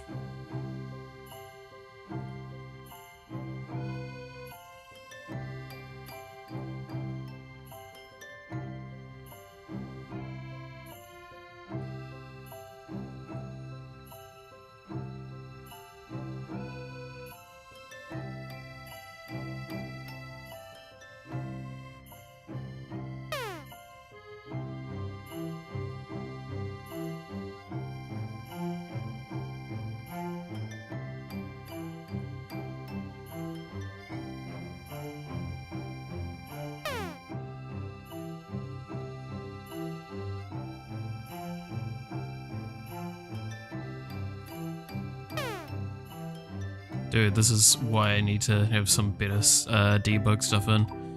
There we go. No, it is not in, still.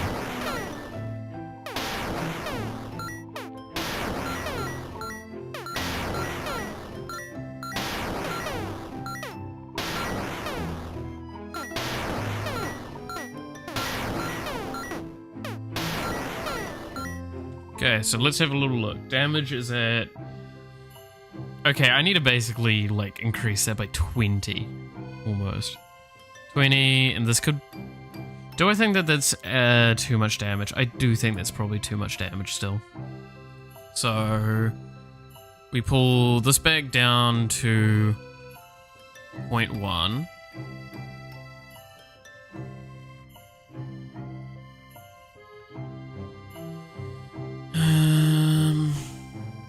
But we're going to make this times, like, 40.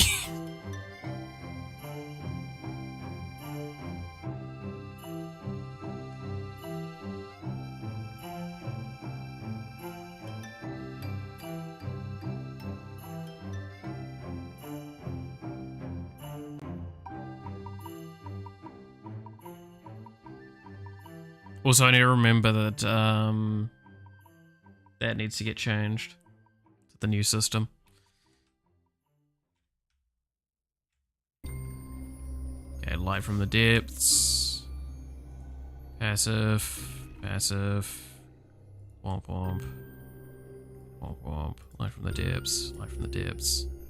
Light from the depths, cool.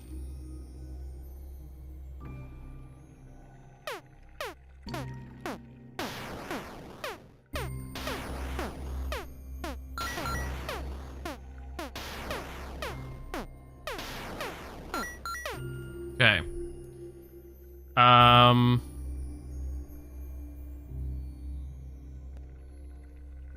That's woefully inadequate. Okay, no, so that needs to go up by... this needs to be 0.2 at the very least then.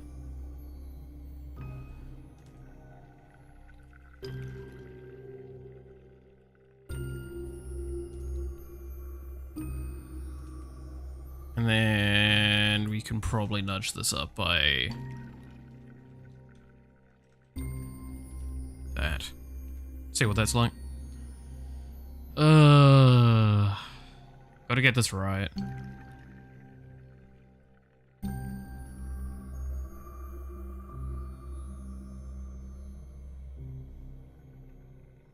Hello, cat. Good morning. You waking up? If you're wondering why I'm like complaining about those numbers, an end game item should not be just giving you 50% damage when you're basically dead and 20 armor when you're basically dead.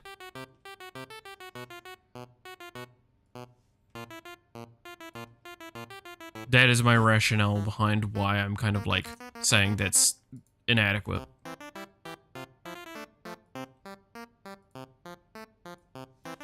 Here we go.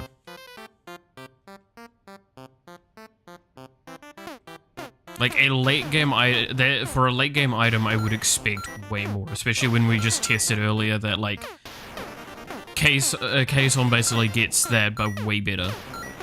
And she doesn't need to be low, she just needs to be taking damage. Okay, here. Nearly 200 and nearly... So it would probably be like somewhere around 60, and that would probably be nearly 200% damage. I could probably push that a little bit higher then.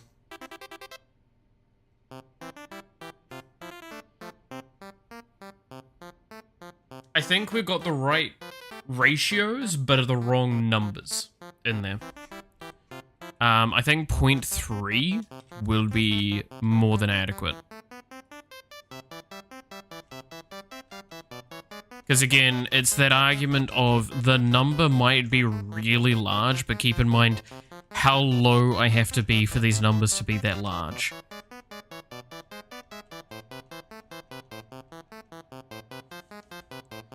The weakness of this argument, though, is that when you put this in comparison, this is an item versus the other one, which is a passive.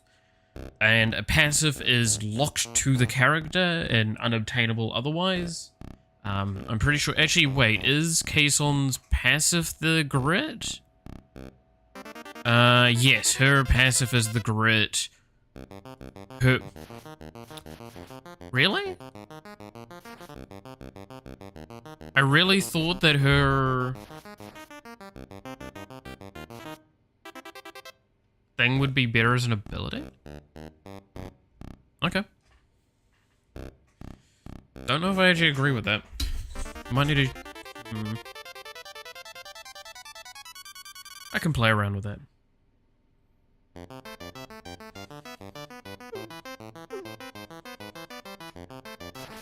I mean, the problem is that this is actually a really obscenely powerful ability, but so is this in the right context. But it's, I think the rationale was that, you're getting only a stat buff in combat as her assist, so I thought I would give you a, basically a passive, or an ability that you can equip that, is your like, oh shit, I'm not playing so well, I kind of need a helping hand, which is what number 1 hostess is. Yeah, I don't know, I might play around with that. That might be one of those things that like I give it to the general audience and I see that it's well and truly overperforming and needs to be smacked, needs to be bonked. Okay, Light from the Depths is maxed out. So now we should see what we're going to have as our true numbers. Hopefully.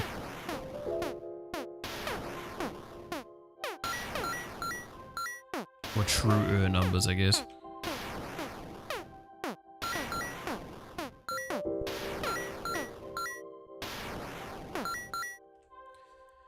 Uh, 80 armor and slightly over 200% damage. Okay, I think that's adequate because that's kind of indicating to me that like 90 armor max out and 250 damage max out potentially, or in that kind of range.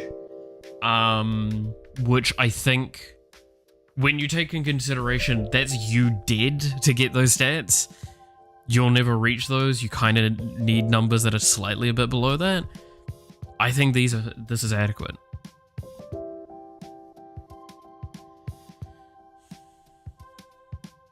I think this is actually like the correct values for this powerful of an effect.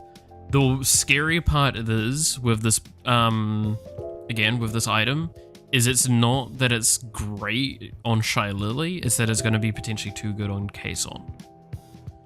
So if we go in here and say we level up Gangrit, Kumcho, and happen to hit Light from the Depths. There we go. Thank you for being able to make this even better of an example. And Speak of the Devil, because that's going to just... We've basically hit all of the things that we're going to want to prove this point.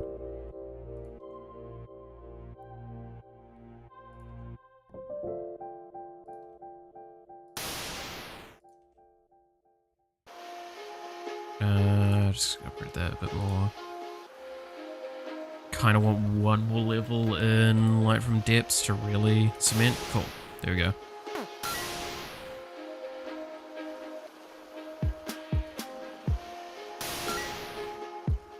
So, I like, straight up, the enemies are just not gonna do enough damage to kill me, is the first problem we're gonna have here, right? But, like, at this point in time, I've already got, like, quite great stats. Like, look at this. Now, mind you, this is pretty end-gamey, in terms of power.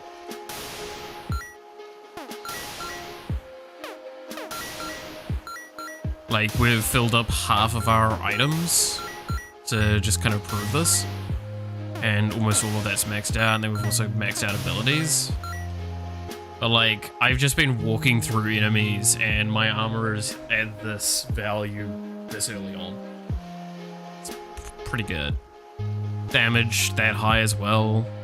And area is just gonna keep scaling up kind of with the armor pretty cleanly. And yeah, I just, again, a little bit of acceptance has to be made of the fact that, yeah, I'm going to one-shot enemies. That's because they've not got scaling in.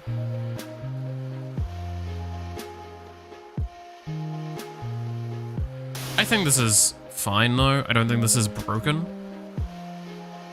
Because that was me hitting everything I would need. I'm not guaranteed to do that, and especially once I add more items to the game and more other stuff, that's going to become less and less likely to hit. Yeah, we'll add rerolls and banishes and stuff, but it doesn't stop the fact that, like, some of this is going to become nigh impossible to effectively get.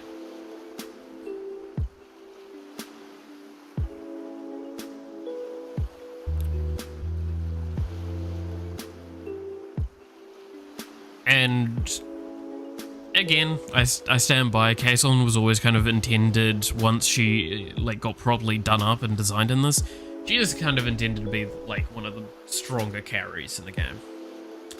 By just being in the middle of enemies, but by doing so you are risking quite a bit. That's why the removal of Satanic Resilience as an item was actually probably one of my smarter choices.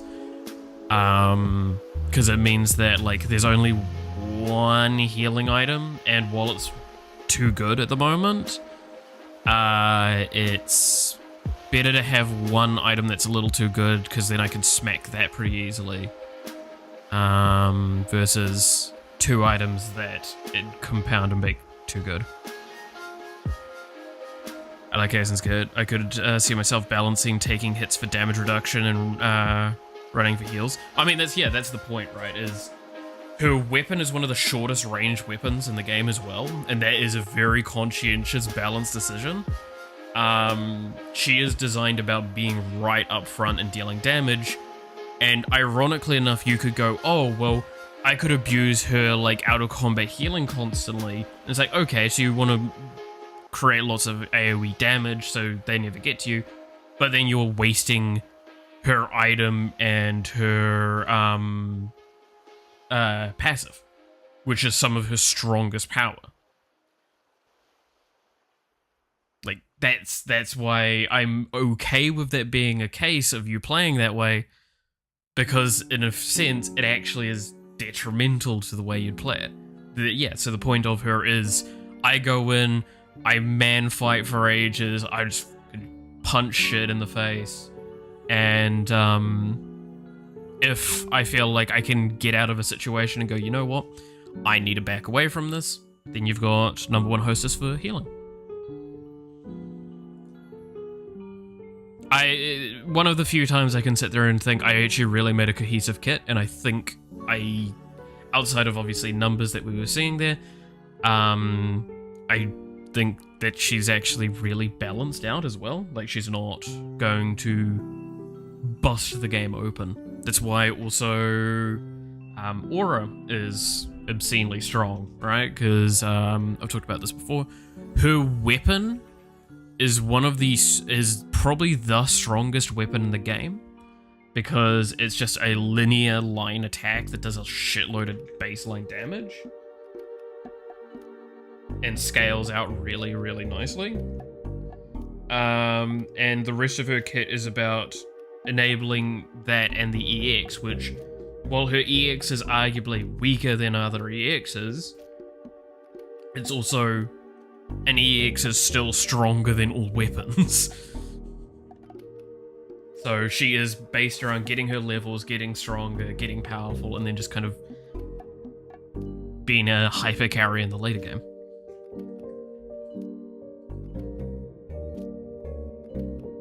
Oh, come on, cat. You need to blow your nose.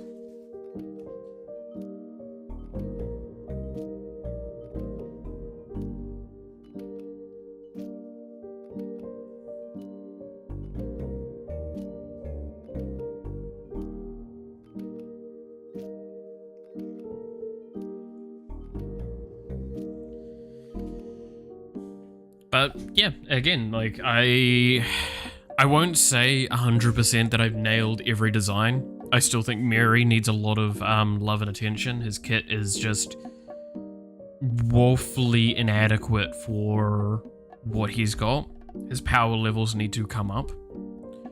And that's just straight up, I don't think there's an argument on that. I think anyone that is actually seen how Mary's kit works and all that thinks that it is underpowered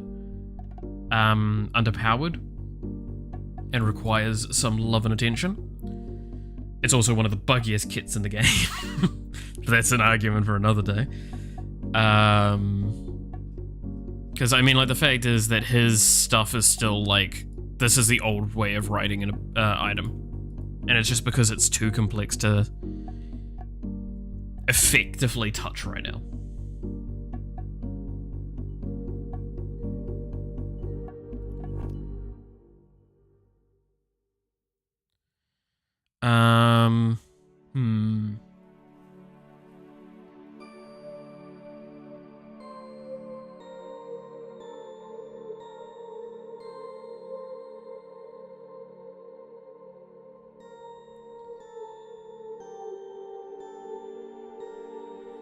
Sometimes it's a matter of finding a synergy with other items in a game that's pre-alpha that's expected. Yeah, well, I mean, like, that's the thing, right, is this is, yeah, it's pre-alpha. The next update that we're releasing is going to be the last one before it goes on Steam, but that doesn't stop the fact that it's still going to be pre-alpha. Like, that's going to be it very tentative, but just releasing to Steam is a locking point of saying, hey, I'm showing that there's a dedication for this and an easier way of accessing the game than just going via itch.io. It's going to have all of the key systems in the game, and it's a lockdown of no longer can we, like, drastically edit the game, which means that it's a lot more focused on just other cleanup options and adding content, which I think is the more important stuff at this point. Like, again, I cannot stress enough, I think the game's basically in its foundation point done. I just need to keep adding stuff to it. Like, modifiers need to be added, the shop needs to be added, those things, but a lot of that stuff is next update. One of the only core systems that's not in the game at the moment is bosses, right? Like, that's been the one of those things that I am still upset at myself that I've not been able to get the boss sprites and designs done. Because I would love to do that for the next update, but the amount of work to get the bosses to a adequate state is probably too much to do for this update that I've already delayed more than enough. Like, the last update that was released was last year. Which is not okay. I was supposed to have at least released 2 updates by now, but I've kept delaying it because I'm like, this isn't quite cleaned up enough. I kind of want to do this, yada yada yada. Could the game be released as is right now and it be adequate? Sure. Outside of like some of the characters not being fully done and some other little bits of cleanup I want to do, I could probably release this week. But I'm not going to because I have those last few things. Looking at holocure alone, the defense builds are pretty weak, but my favorite build is the HP tank. There's basically, yeah, like, I mean, I still love playing Fauna, right? Fauna was one of the more fun ones to me early on. You also have Iris and, I can't remember which one it is. One of the next ones that they added after Council, that was another healing orientated one. And again, like, that was why I thought Iron Mouse was, Iron Mouse was such an original design, is that Iron Mouse was designed back when that didn't really exist. The idea of a healer character being the damage dealt. Like, your healing, your damage is directly correlated to you healing. That I think is really cool, because then it gives a interesting fantasy to the player where, in a sense, becoming tankier makes you deal more damage, but not a lot of damage, but it means that you can just tank shit more and you're less likely to die.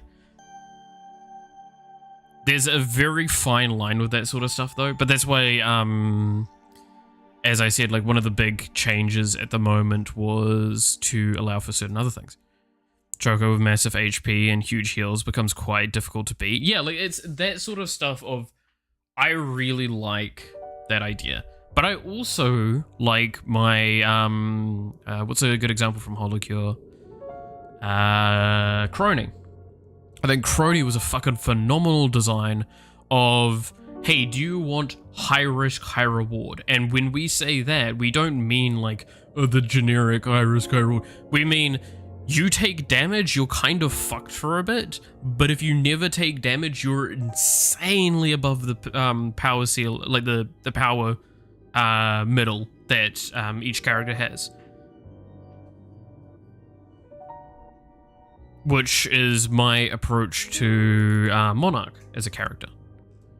Is I really liked the idea of making a character that would be slightly above this, like the baseline level, slightly above this level when the condition is met, which I think is full HP, right?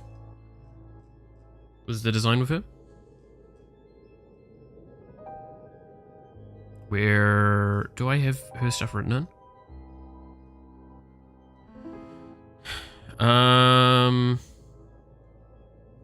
I don't have her shit in, right? Yeah, no, we don't have her stuff in yet. Ollie reminded me of that a lot. You take damage as part of your character skill. Yes, like that, again, there's so many cool ways of doing stuff, and I think holocure definitely explored a few ideas that I think are really interesting. Swarm, League of Legends mode, explored some ideas that I never thought of. One of the ideas I stand by that they came up with, that I've literally just found ways to develop it myself, for a character that doesn't exist in the game yet, but her weapon and item does, is Mume, which is very much based around, well, like, some of her stuff has gotten added on to have stuff like Zaya from that mode, where the idea is pickups are weapons. I never thought of that idea. How, like, that's such a strange concept to me, is by making a item of some capacity, I can go, hey, you know what?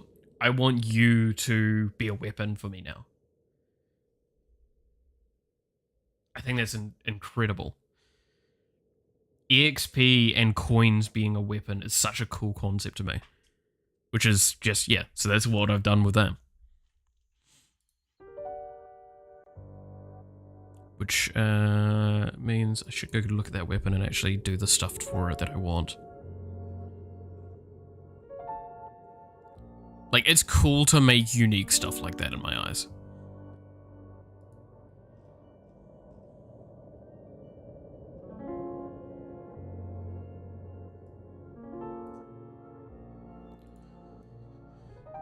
So, it's going to be this function here. I like toolkits that there's a downside because it makes you play around it, or eventually being able to make it an upside. Like the Kurosaki, the shackle builds. I kind of like that as well. There's a mixed feeling with this, and I will say this now. I have been hesitant to add negative things because a player doesn't like negative things often.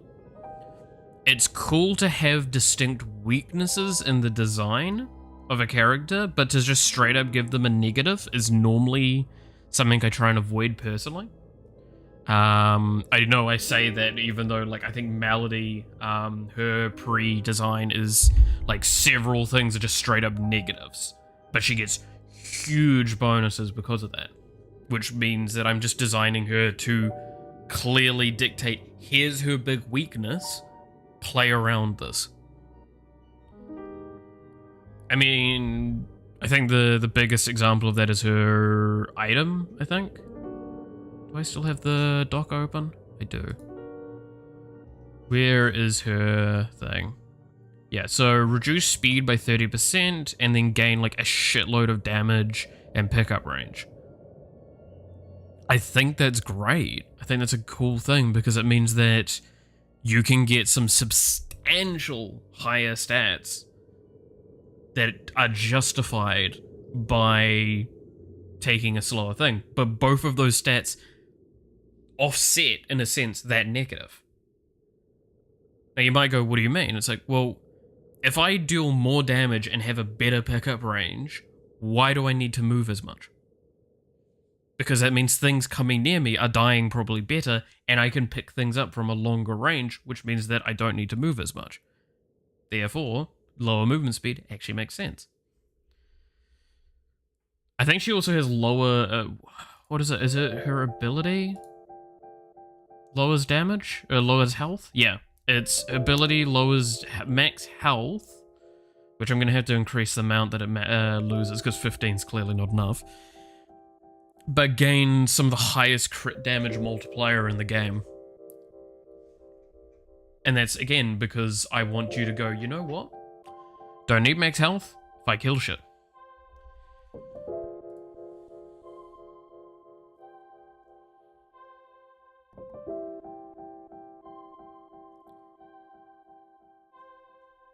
Okay,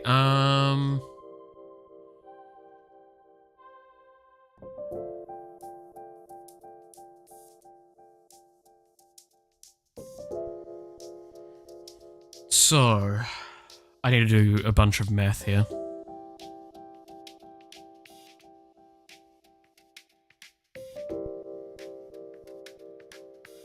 So, I do apologize.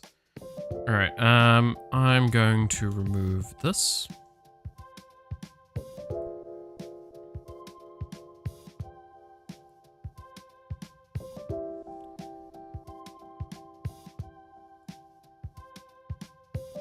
Because I do, so when I say the negative stuff, I think of immediately shadow items from TFT. One of the best learning experiences I've ever had from the, like the development side of that game is how bad just giving you an upside but giving you a negative is. Like, because if I can pick between something that gives me just a positive or something that gives me a really high positive but a negative, I'm probably going to just pick the positive, because the negative is just going to probably kill me. Especially the negatives that they had in that. I think those negatives were fucking atrocious. I think, as an example, what was it, IE? The Shadow IE, I think, was you had like way more crit chance, but when you crit, you dealt damage to yourself. That, I think, is a terrible design. Do I think, however, and this is where I want to point out, do I think you could have had it so your crits deal more damage, but your normal damage is lower? That is phenomenal. I think that's a great trade-off, because then that entices building more crit, which builds more to its positive, and offsets the negative in a more directed fashion that makes sense. In TFT, you don't really want to have to build healing on your ranged DPS. Like, I don't really like the idea of getting I don't know, like Caitlyn or some shit, whatever set you want to reference, a backline AD character and go, you know what, I need a bloodthirster. So no, fuck off. At most, I'm putting a Hodge on that bitch, but you know, so that's the point.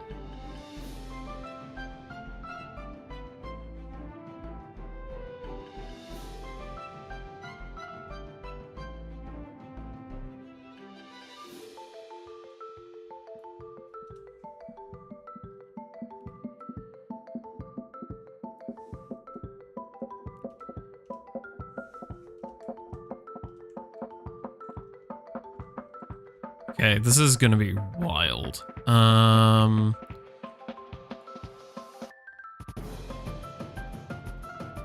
So then...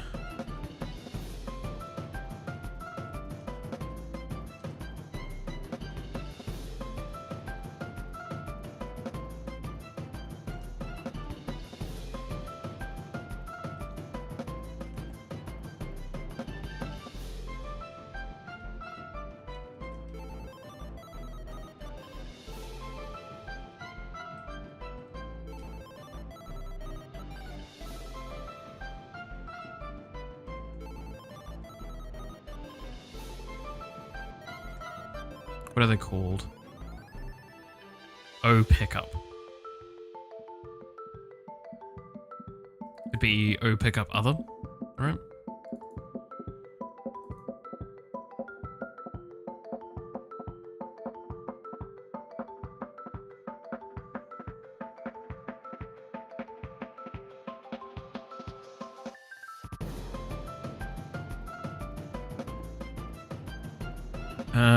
Okay.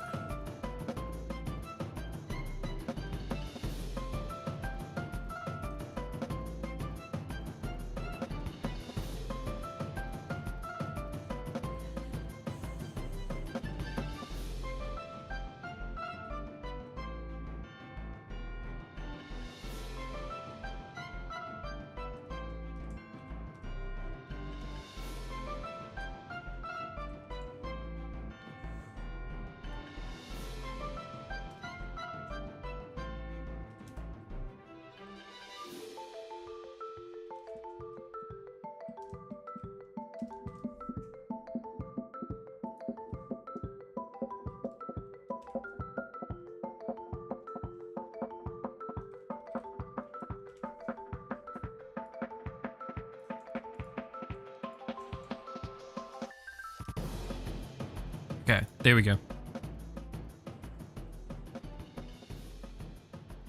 And then do this.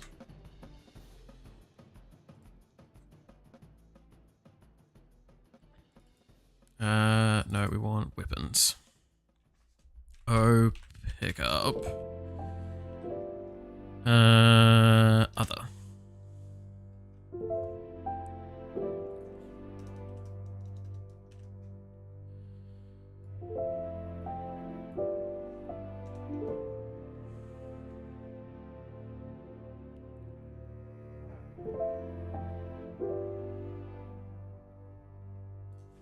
Okay. What are the values that we're gonna have this? So, damage is going to equal... Is there a damage hold? There is a damage hold, haha.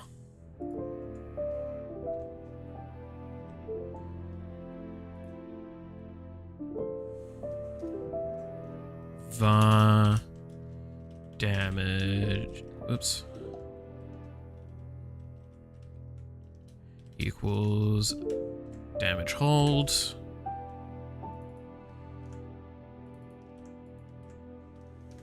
Okay, image index equals other dot image index, and then image angle equals image. Just do 270.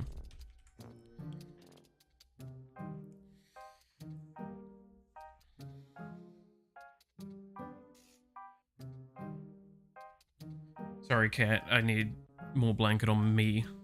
You're pushing it away from me, you monster.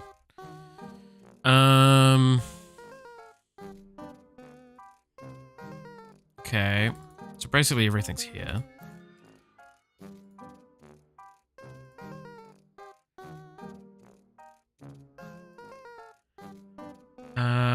So we're going to have a function and argument here.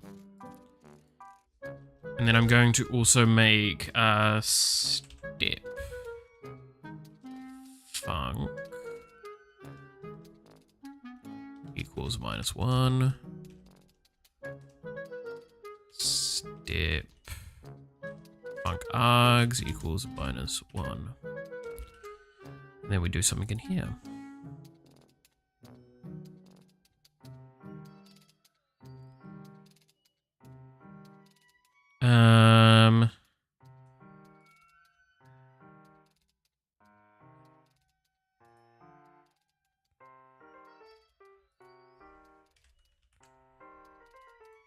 Do that, and then we go if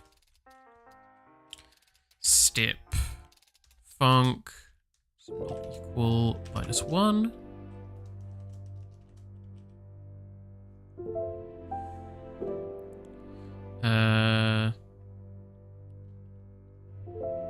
Then if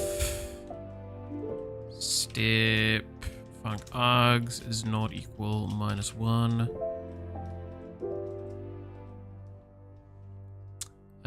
Script execute. I think it's that one, right?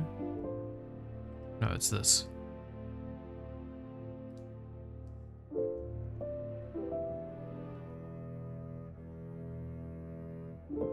No.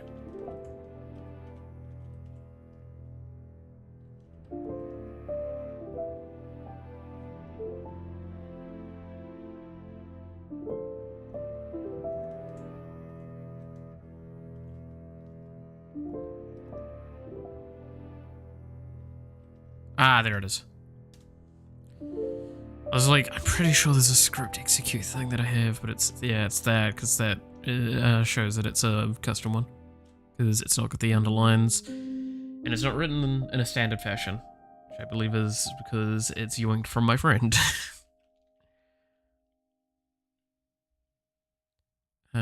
So we want step func going here, and then step func args. Then we put in else.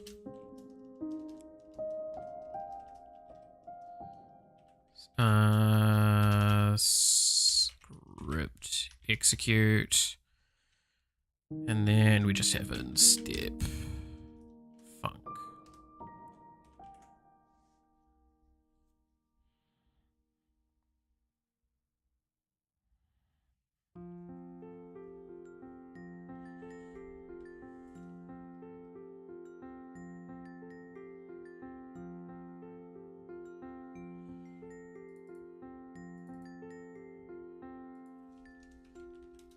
Can Bob equals false.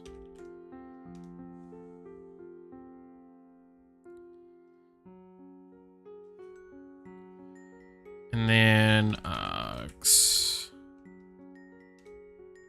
equal, well, we actually need func as well. I'm just gonna do this for the moment.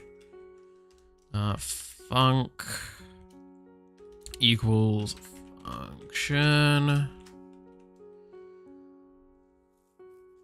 I should probably move this position of where this function's written, but we'll get to that later. I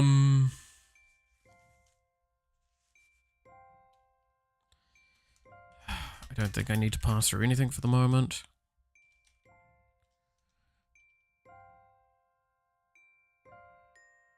Because I think this is stuff that's executed on the player.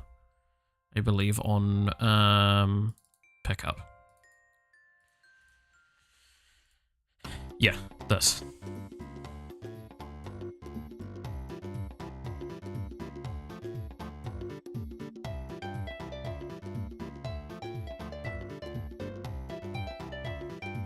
So, go back here. I need to pass through index.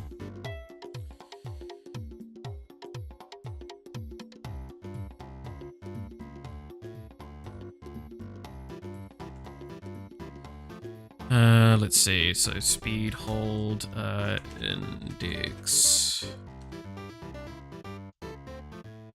Hold equals this.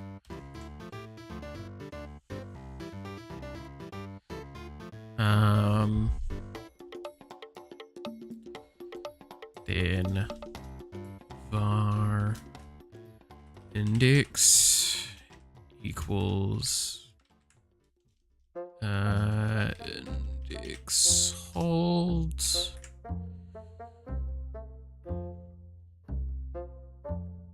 Okay. So we do need an argument. Index.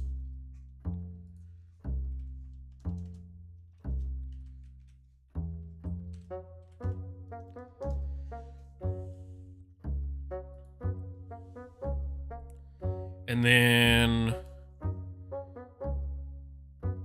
how is it done?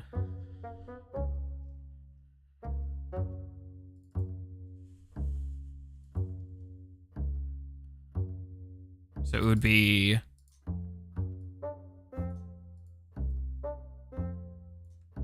this.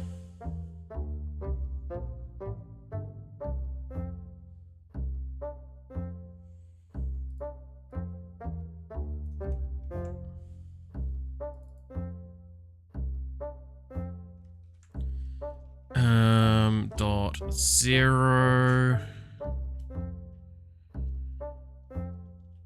minus equals, and we'll just like reduce it by a very small amount of like 0.2.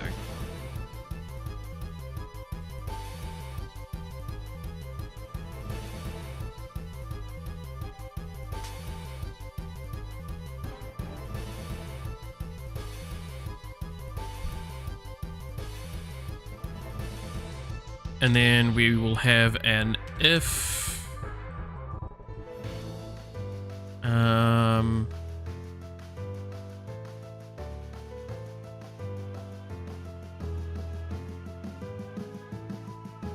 Destroy that.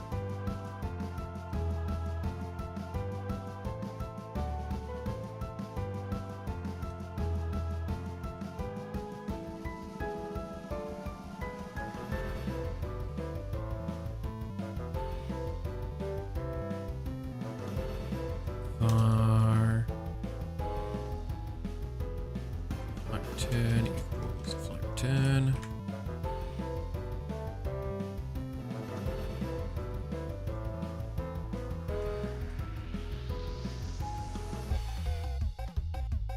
Time source create pause array push.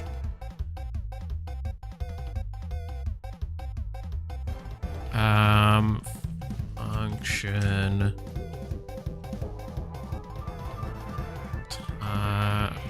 target.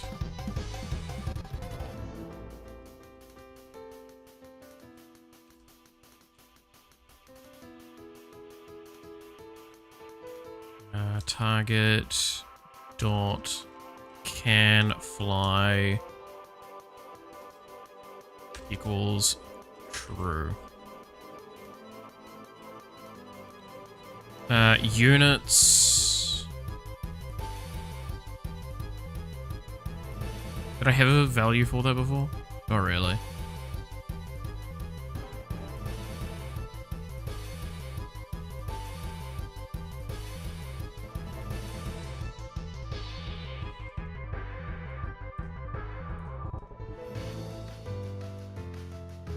Pretty sure that's natively done.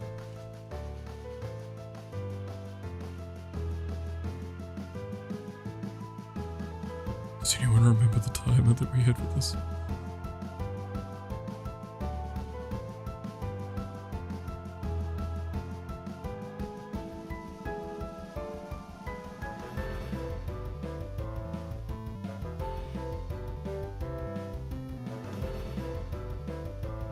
So if it's a mount by 4, we can actually think about that a little bit while we're writing this.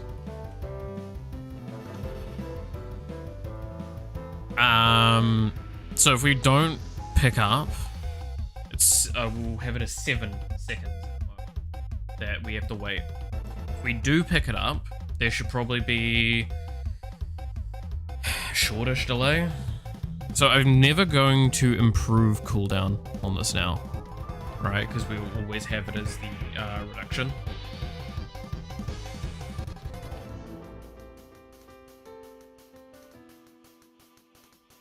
It'll also probably be best to actually push cooldown. Oh. None of that matters.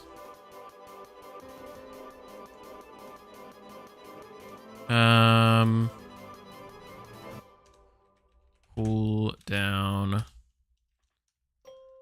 Hold equals this for a moment.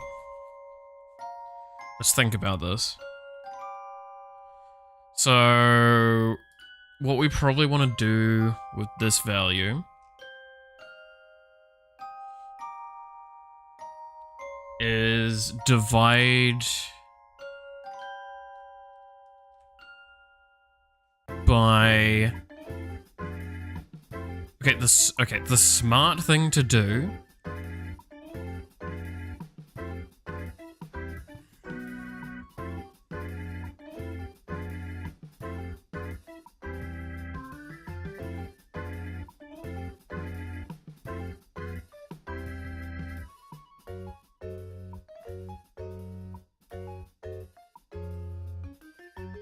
would be to pass through,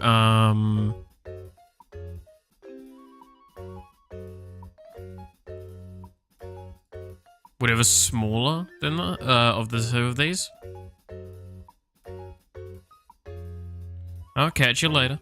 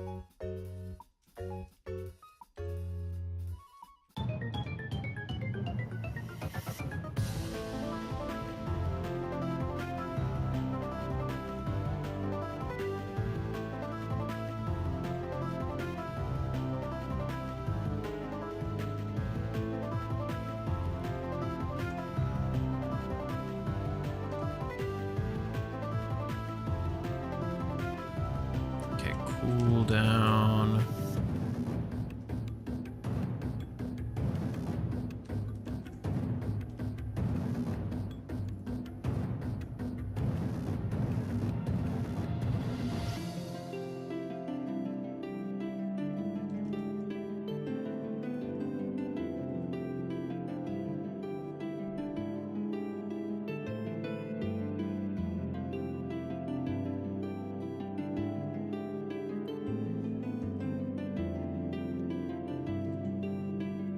There we go.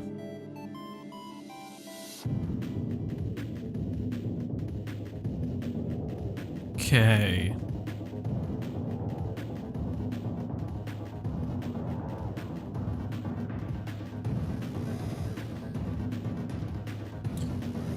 And then one thing I do want to have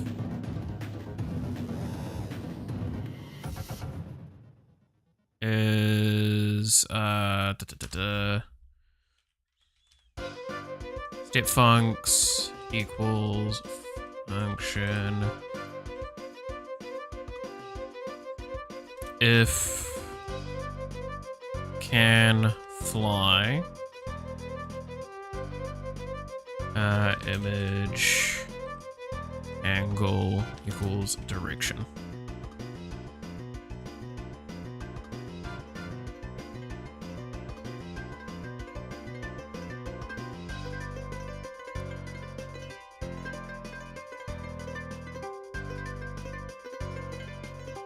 So what number is this? It's weapon 3.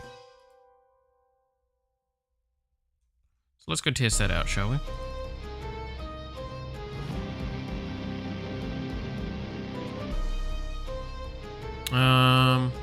Let's give you a little bit of a... No, this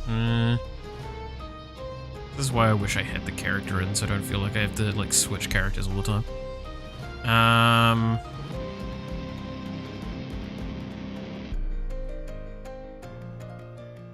3. Let's see if we get any errors.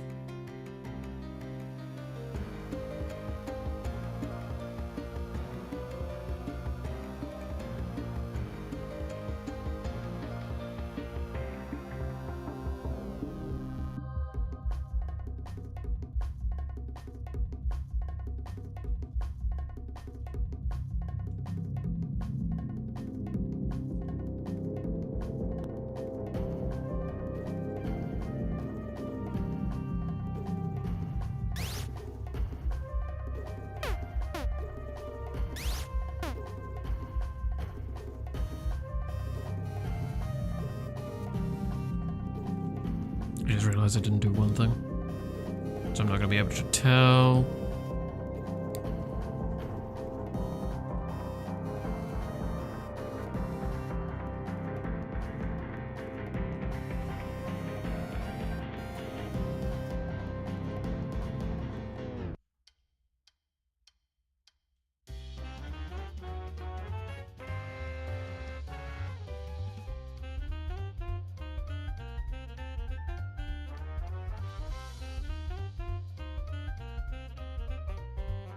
So there's a couple of things we'll do in a second to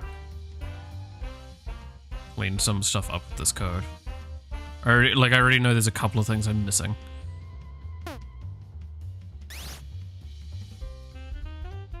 Okay, so they're not spawning incorrectly. Good to know.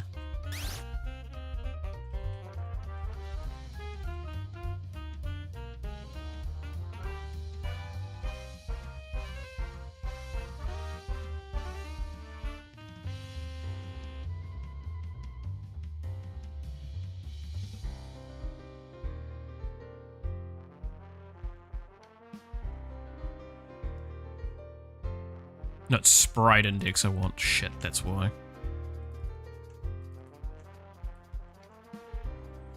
And then...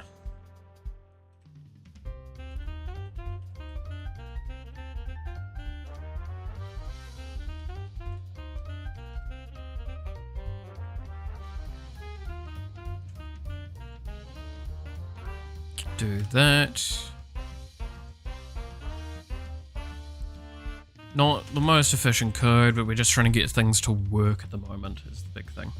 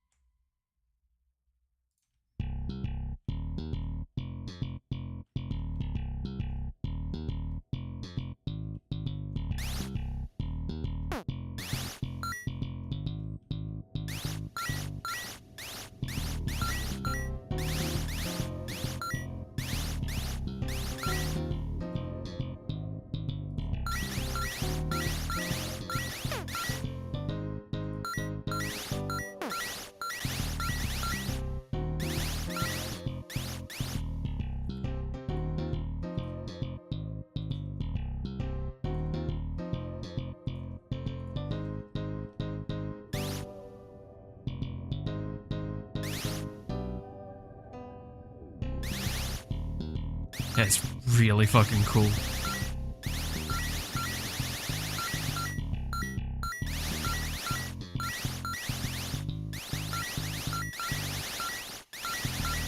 Not quite the intention fully, but just the general gist of this is kind of correct.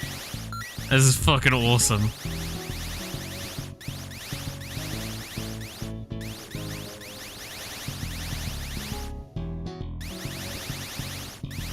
Okay, I'm really liking this.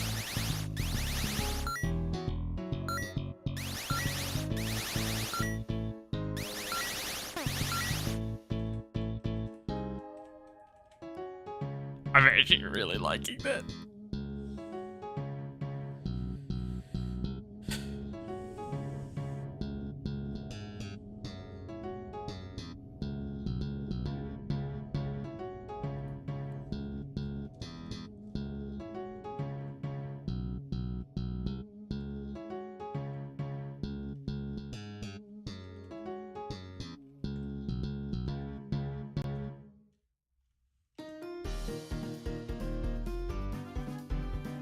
We need to reduce how much the cooldown's giving. That's the big thing I can immediately see. The other thing is we need to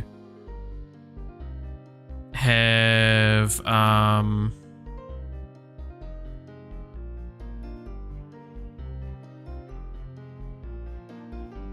another time source thing. Target self. So be if target dot can fly is not equal true.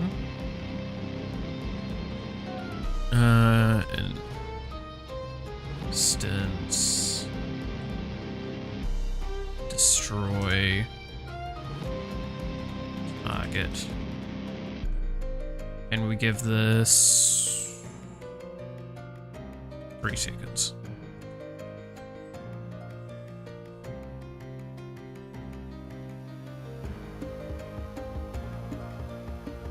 I like that. I like that a lot. I love the design of that quite a lot.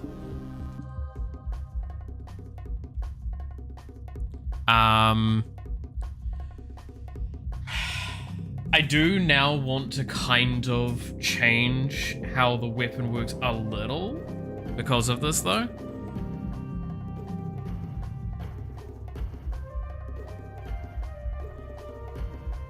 And instead of being like to do with in zone, I think I make it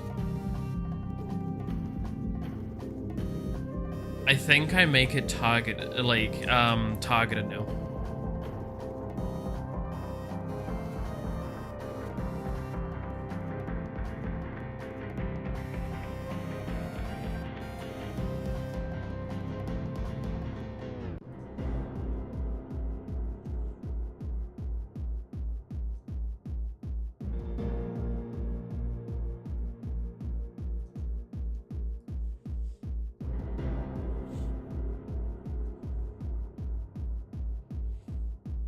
So,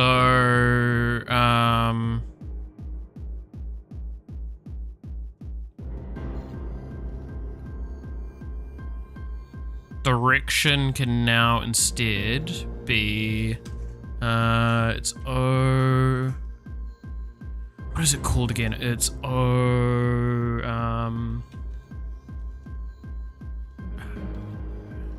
arrow? No, what is it called again?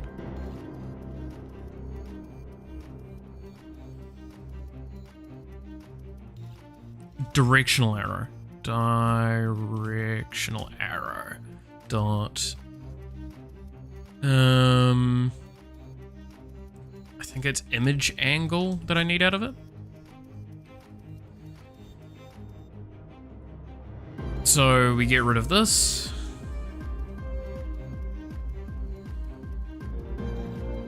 We get rid of this. We get rid of this, this, and this.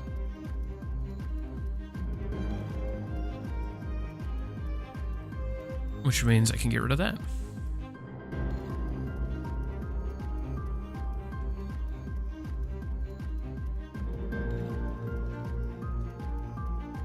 Oh, this is actually a way cooler weapon now.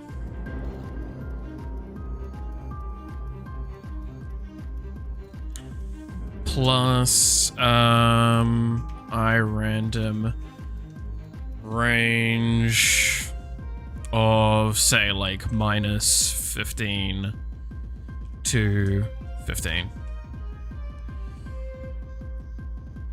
Gives it a little bit of randomness. So you're not just, like, directly on point with each of the shots.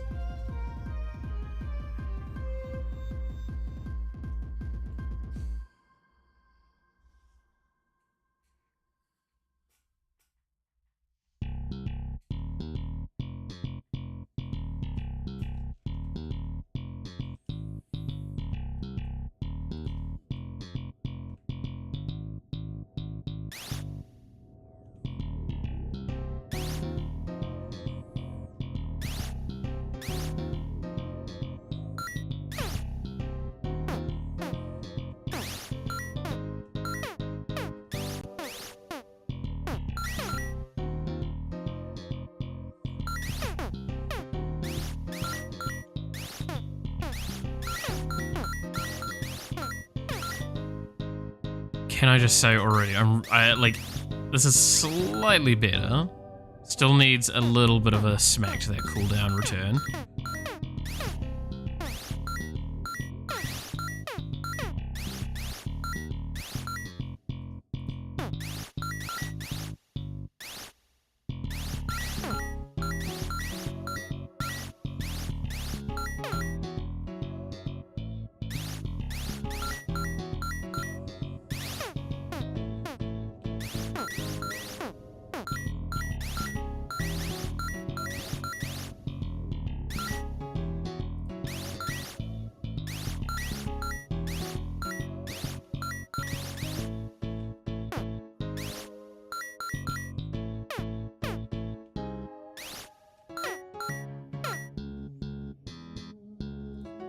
I'm really liking that. Now let's force it level up a bit. I want to see it at its full kind of bullshittery.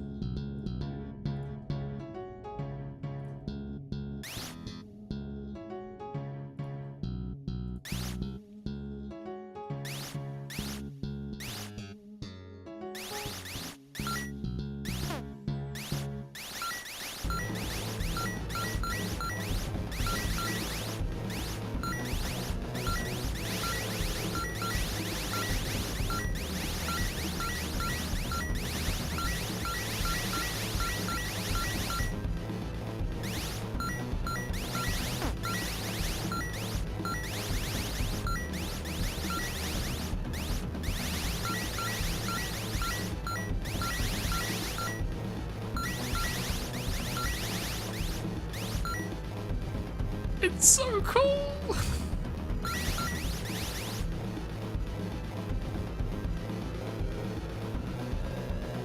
Still too much cooldown return.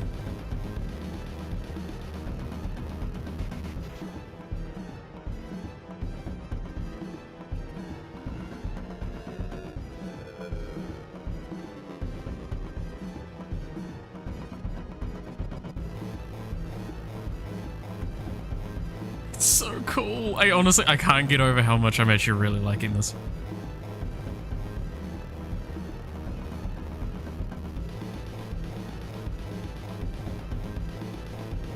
Like, genuinely really liking this. This is really cool. I really like this a lot. This is really nice. Oh, you have no idea how much I'm like, this is what I wanted. Oh, this is such a cool weapon now. Oh, I love this. And there's actually a really fun way to balance this weapon as well. I can increase this number, and it makes it early game so much worse, but it's late game so much better. Now, there's one thing I do want to potentially smack, and that is in here. This value. So we're going to change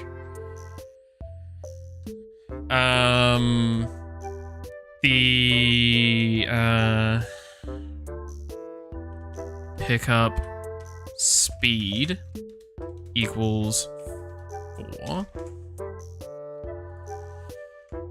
Step that.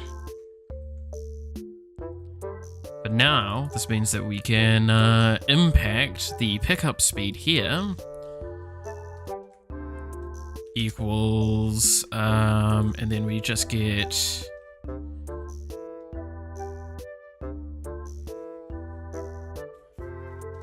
var speed equals speed hold speed. So this should make the pickup way faster. To test this better, I'm actually just going to stop that, and I'm going to quickly comment this out and just have this as true.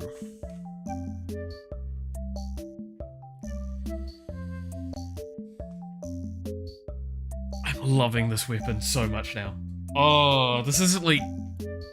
I cannot stress enough how much this has changed a weapon that I didn't think was bad.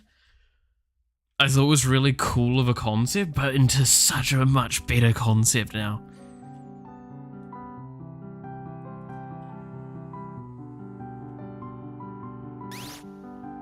Let's see how this looks.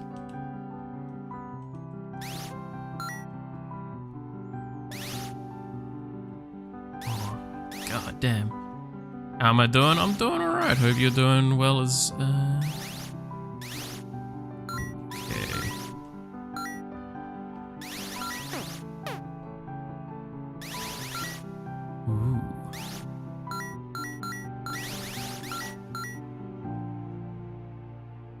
Are you a variety streamer? Kind of, yeah. I would consider that an accurate way of putting it. I mean, I'm doing programming. I play random games that I feel like playing.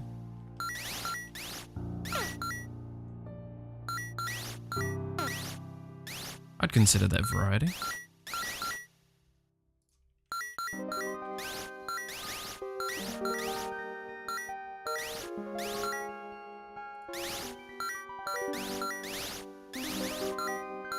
I still think that refunds way too much cooldown. How you read my message, please? I did.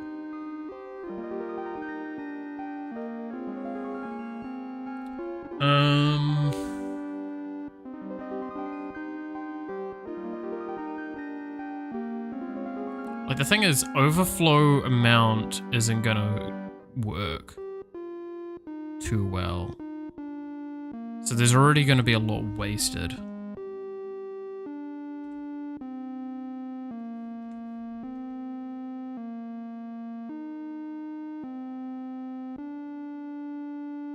I have to kind of be careful with how much cooldown return I give.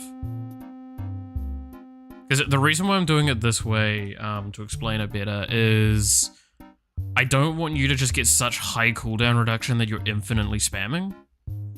Like one feather refunds the entire cooldown of the ability. I think that's too much.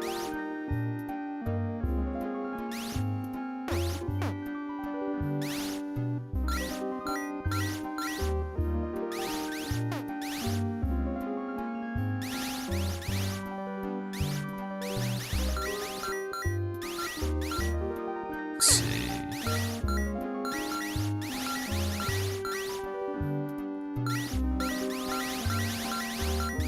Yeah, it feels like it's getting stronger.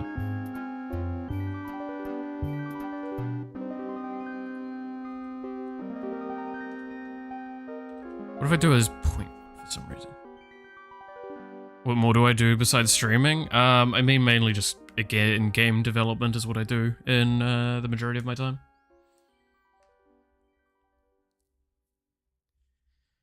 Can't think of what else I really do. Game dev. Yeah. I mean, I'm normally a student, but I'm taking half a year off because I have been a student since pre-COVID and I'm a little fucking exhausted.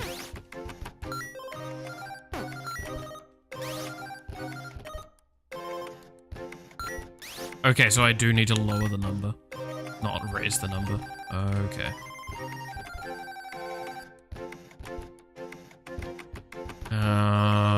Try this.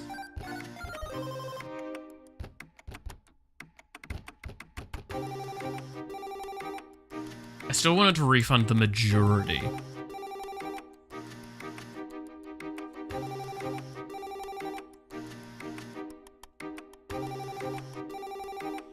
Yeah, no, I've got 1 degree.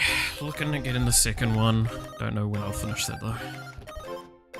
Someday, I swear.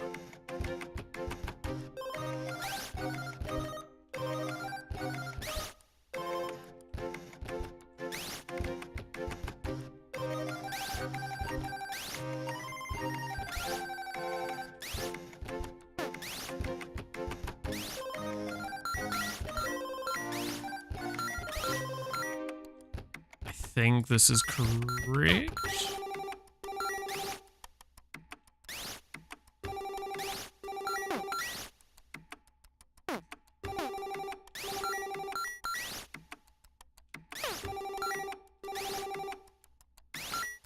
Yeah, that's looking like a good value. Great, if you can check out some of your recent work. I'll say this as nicely as I can. I'm not really interested in door-to-door salesmen. I'm not diminishing your work in any slightest, but just definitely not the right audience.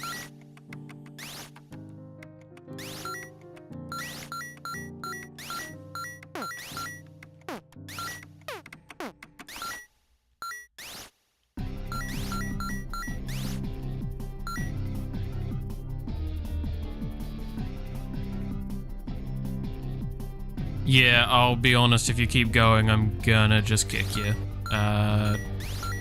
Short answer is I'm not interested.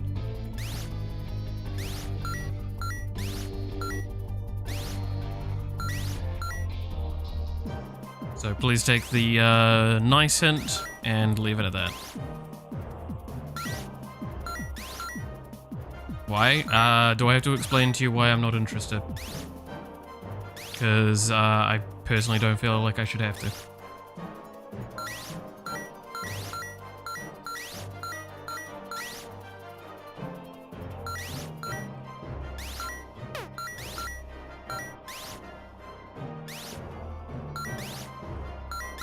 Unless you want to have the embarrassment of doing so in front of both Twitch and YouTube, and it being like permanently there.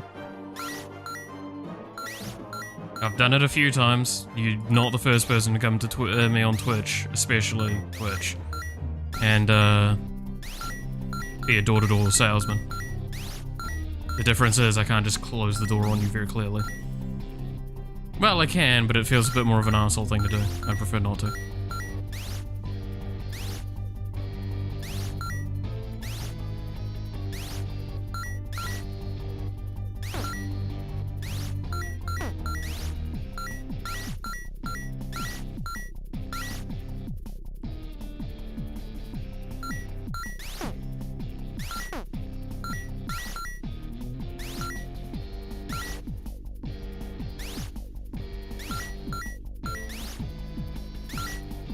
Okay, this is looking like a good weapon now. Now, mind you, the return is not supposed to be all the way through the weapon. It's only supposed to be at the end of it.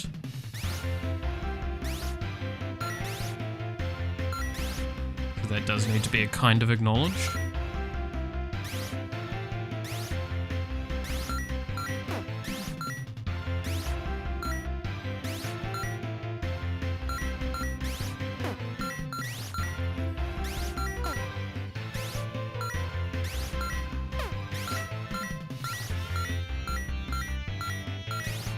I feel like it could refund a little. No, I think it's fine for the amount of cooldown it refunds, because it's basically whenever they return, it casts again.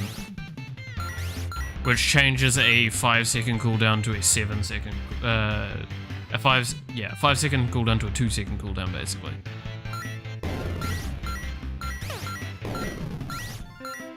Unless I'm like running at the enemies and then arguably it's less time. I feel like I can raise the cooldown. No, it is 7 seconds. Okay, yeah, so if it's 7 seconds, we can probably push this up by just a smidge and leave it at that. And then we have this. Cool. This is everything I'd want from this weapon. I'm really happy with this.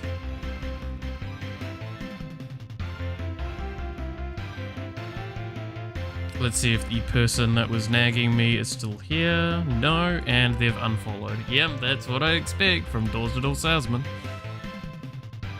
It's always name and like a number or two as well, I swear to God.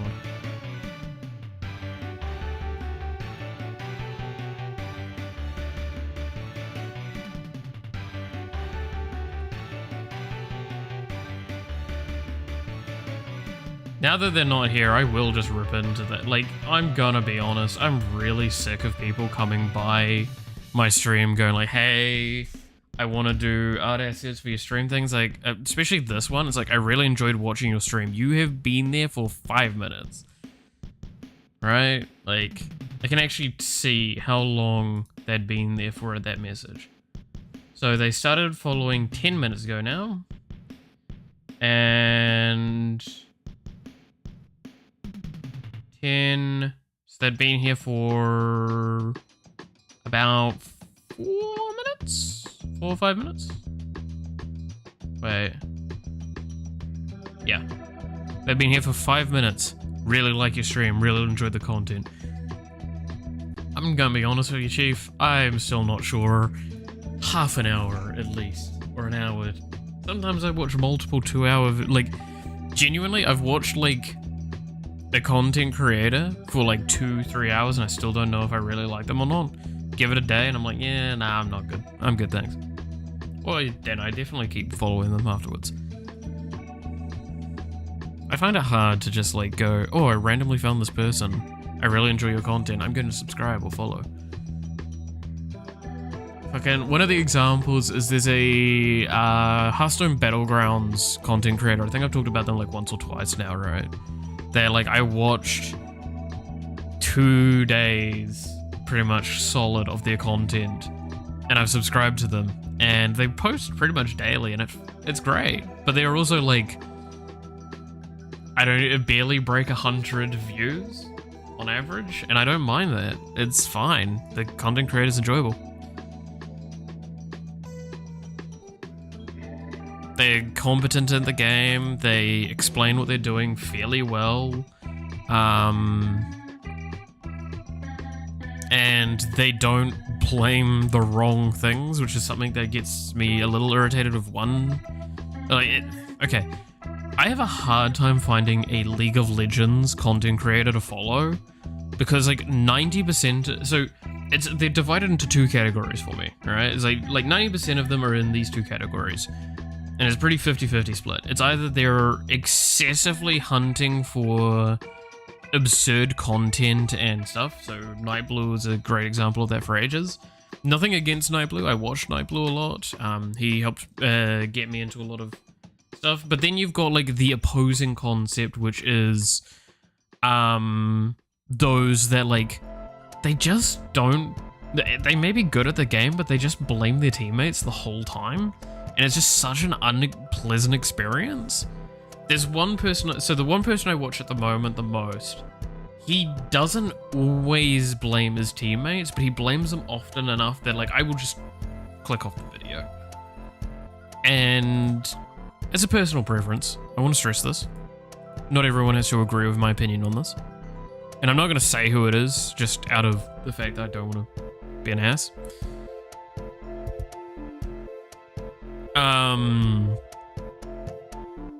But it's just like, that's kind of why I struggle with League of Legends content, and TFT's not much better sometimes. Whereas like this Battleground stuff, it's just like, oh, it's just straight up informative. It's straight up informative and mostly just good entertainment. It's nice, it's relaxing, it's good because they typically release like when I wake up or like a little bit beforehand. So it means I can wake up with something that's nice and relaxed. Yeah, I don't know. I've tried to watch all sorts of content creators at this point to try and see like what I enjoy and what I want out of myself, out of my content, and something I've really noticed is that I do lean towards those individuals that are willing to speak their mind and do so in a fairly well-held manner and don't just fucking rage at people for the wrong things. I mean, fuck, that's why, like I say in situations, as we had earlier, I will word it as like, look, I'm just not the right person. And that's me trying to be as nice as possible, as I'm just trying to tell you I'm not interested. I'm not the advertising space. And I'm not saying that your work is bad, I'm just not interested. I want you to take away the fact that it's just that. You've come to my door, you've knocked on my door, I've opened the door, you've said, hey, I'm here representing this company. I'm not interested. A good salesman realizes at that point in time you do maybe a little bit more to see if you can catch them. If not, leave before something goes wrong, because something can go wrong. So yes, short answer is don't be an annoying ass. It's a magical thing that we have in this world, right? Who would have guessed? Okay, so going back to the point, like the matter at hand. I mean, I'm actually really happy with the anonymous feather weapon now. Like, that's a cool ass weapon. I cannot wait to introduce Mume into the game and make that shit way stronger.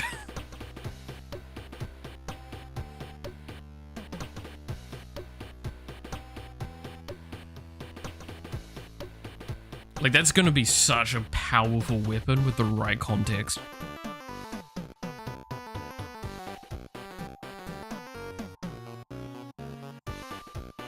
And the fact that, like, again, it does damage coming back, so early on, that's not that great, but like, if you could just get pickup range as well, which would circumvent the need for its max level, which is pretty strong as well. Does it actually give anything else for its max level other than that, now that I think about it? It does not, so that's something we're going to want to change then, because just getting the flight return is not enough in most cases. So I would definitely say more damage.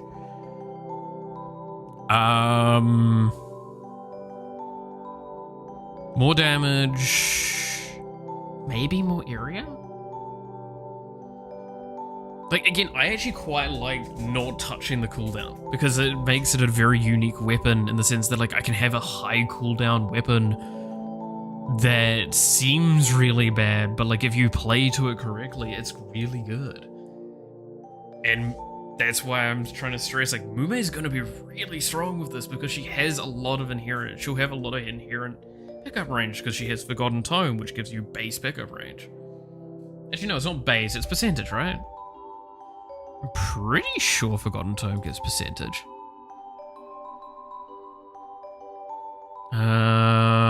Let's see. Experience multiplier, collection radius modifier. Yeah, it gives percentage.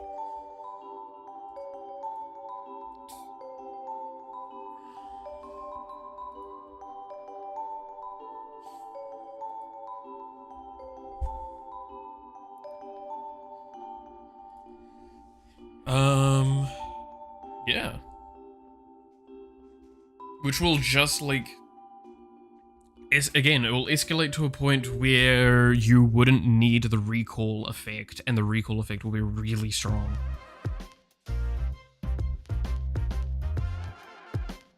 To be fair, I'm also going to probably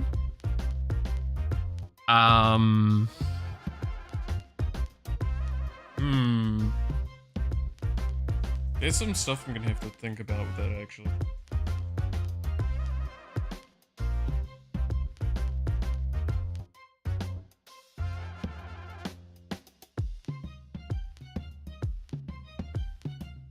But I do like the cooldown return. I think that's such a cool way of doing that weapon. Making it targeted like that though does feel a little shitty, because it feels like it kind of moved away from what originally the weapon was trying to do, which is be like spread out, come back in, and like that wave sort of thing. Again, very reminiscent of like a big circular effect, but by doing this we have so much more interesting stuff that it's done with it, especially when we take into consideration we're going to have an auto targeting system, right? Like there's going to be an option to have it like Soulstone Survivors and League Swarm, where you can toggle on it so you don't have to actually be the one targeting things. The game will try and figure out where's your nearest enemy, point in that direction. Speaking of, we could probably actually add that right now. All I need to do is find the...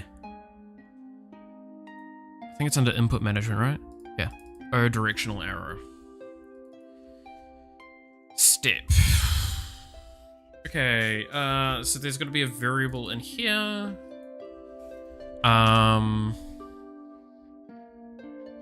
Sorry, Cap. Auto targeting equals false. Then we go to get input.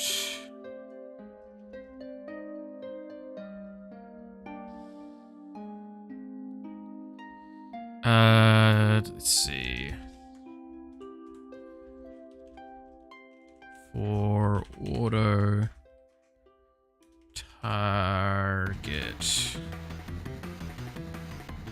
key. Let's go with C. It's the same as the League one. I don't think there's a reason not to.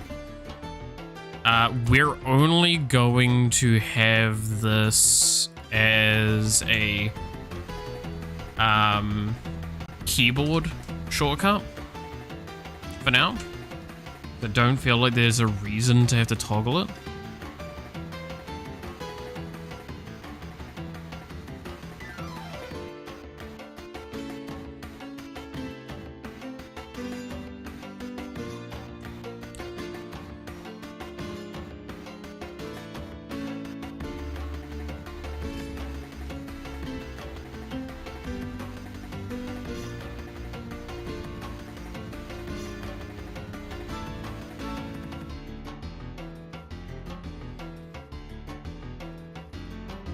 But there is a setting that we can have for some of this. All right.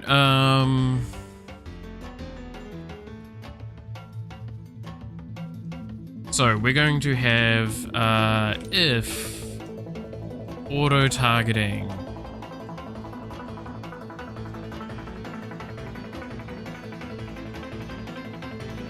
else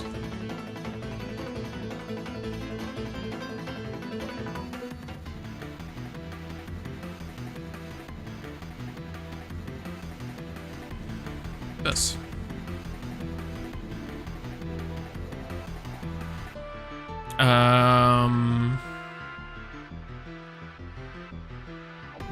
Let's see. New angle equals, first we're gonna get a var target equals nth nearest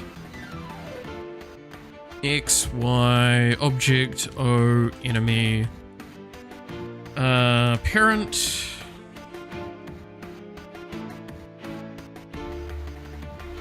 and then 0, We do have to have in a thing of if instance exists of O enemy parent though, for safety's sake.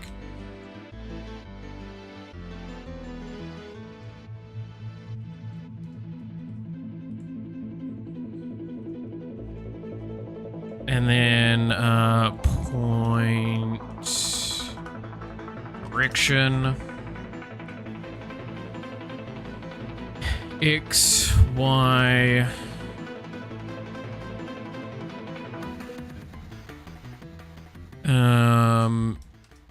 target dot X, target dot Y.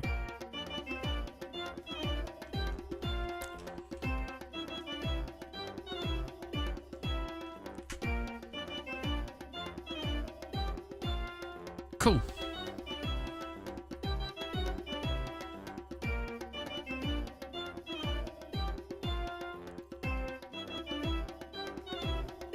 So now, if we go in, actually, I'm gonna turn this off because, oh, no, it'll be fine. It'll be fine. If we press C, we don't actually have a thing to test it. Shit. All right.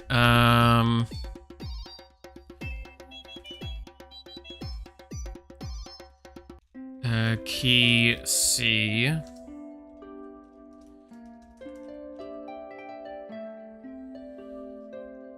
How do I get the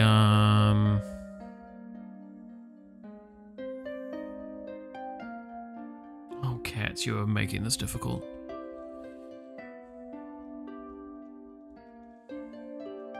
Key C,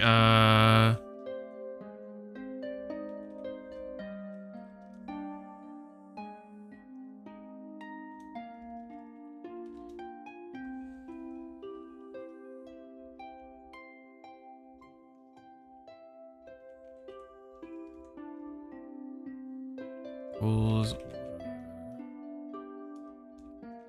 targeting equal true, then false, else true. There.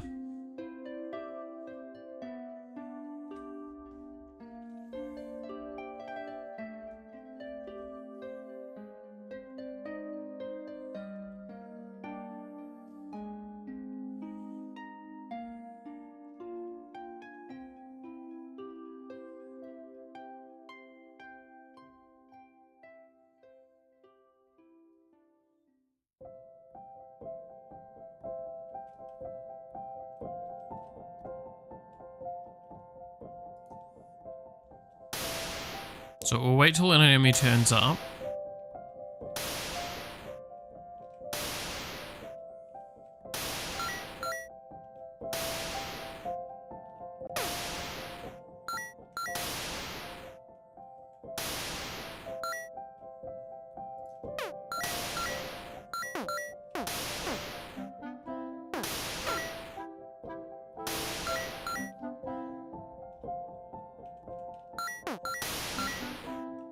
Okay, this does feel quite nice to actually use like this, I'm gonna be honest.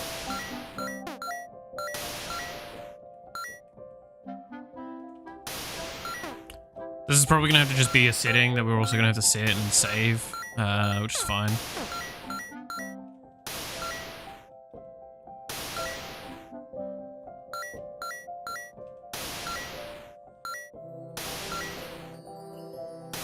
Hey, yep.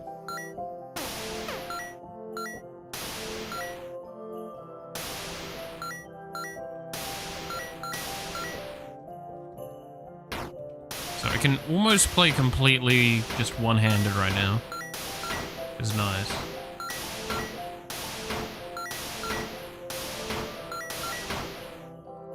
A lot of slashes, I gotta say. This is one of the things that's gonna become more noticeable now that we have something like this, is how much the game is just slashes, and I'm not happy with that.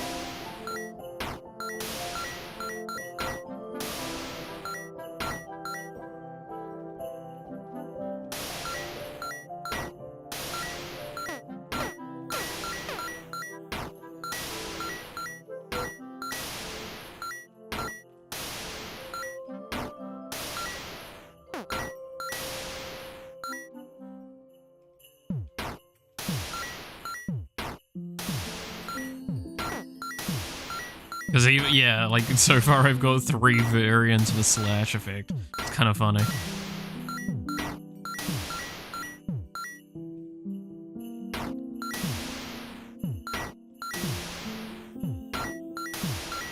To be fair, this is actually a good like combo weapons for someone like Kason.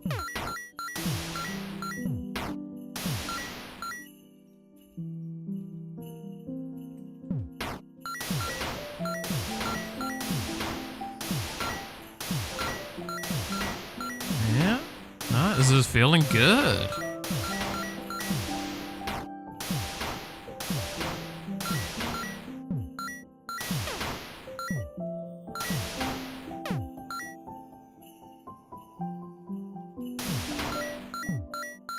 Honestly, I should probably take in the RAM there. That would be actually a solid upgrade.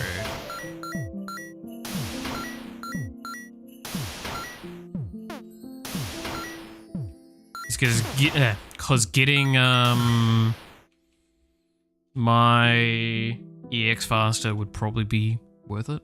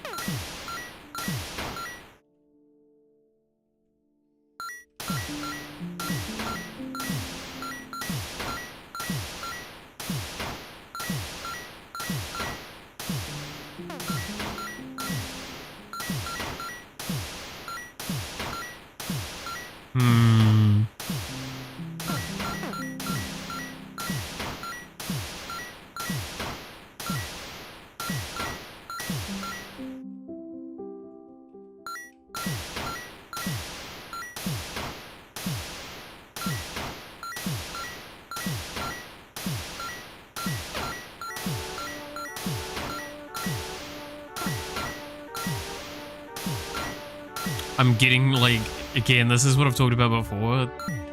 I change enough of the game and I'm into this kind of thing of, man, I'm just enjoying playing it.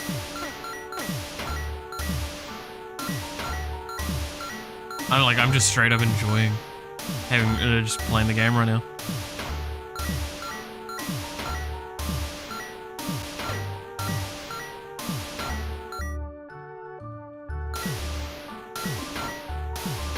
Do I think things are still a fair bit out of balance? Well, I mean, like, the enemies aren't even scaling right now, right? So, yeah, things are a bit out of balance. Because they're supposed to scale with both time and play level. So they're supposed to probably be, like, easily significantly stronger than they are currently. That is something that I can say with utmost certainty.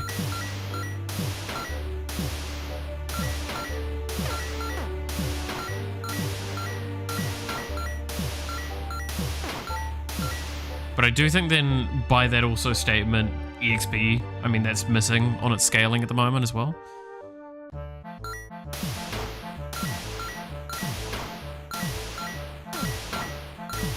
Because, like, we're only level 20. And if the enemies were, like, nearly double their strength, which I wouldn't say that much, definitely, but, like, imagine that, right? Enemies double their strength, we're actually not even clearing them that obscenely fast. Which just immediately sends out a warning bell to me.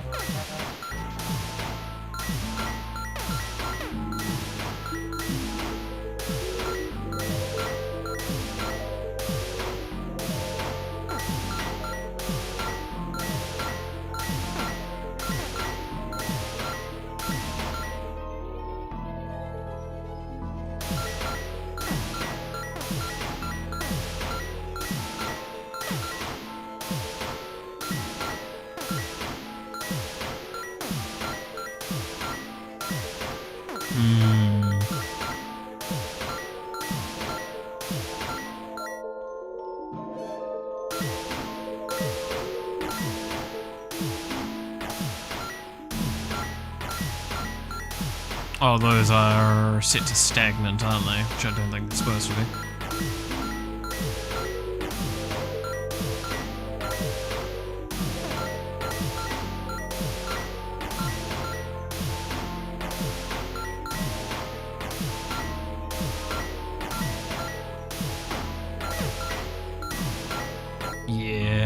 that's what that is. And then that one, which I want to change that. But I'm trying to figure out how I want to change it. Because the main change I want to do, I don't know how to do. So I'm going to see if I can find either an in-between or find that answer.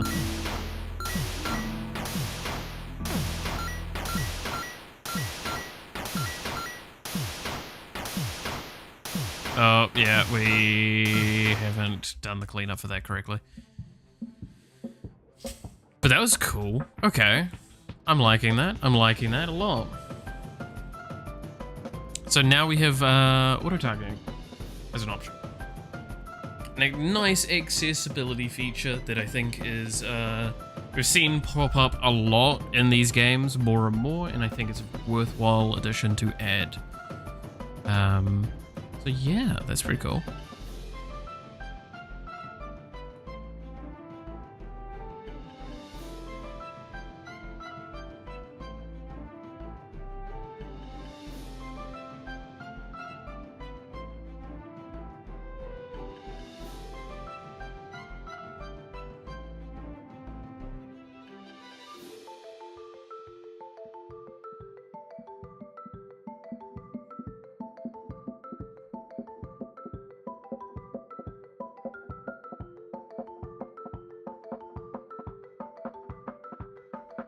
Alright.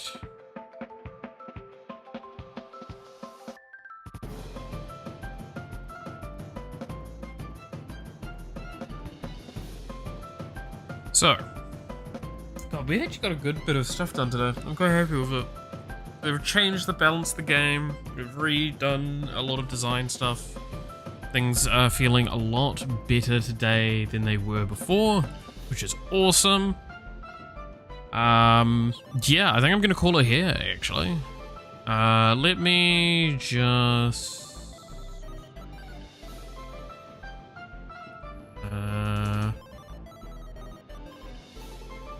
16. Right.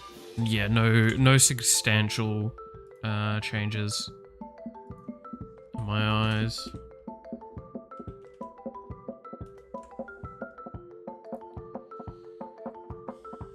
Okay,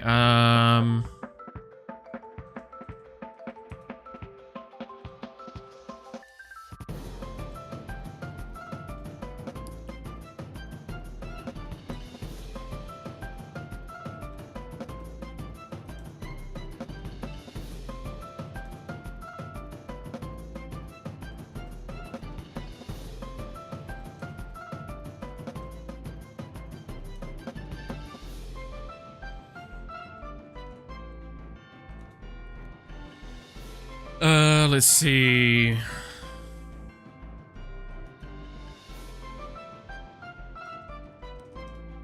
Modded enemies. Better.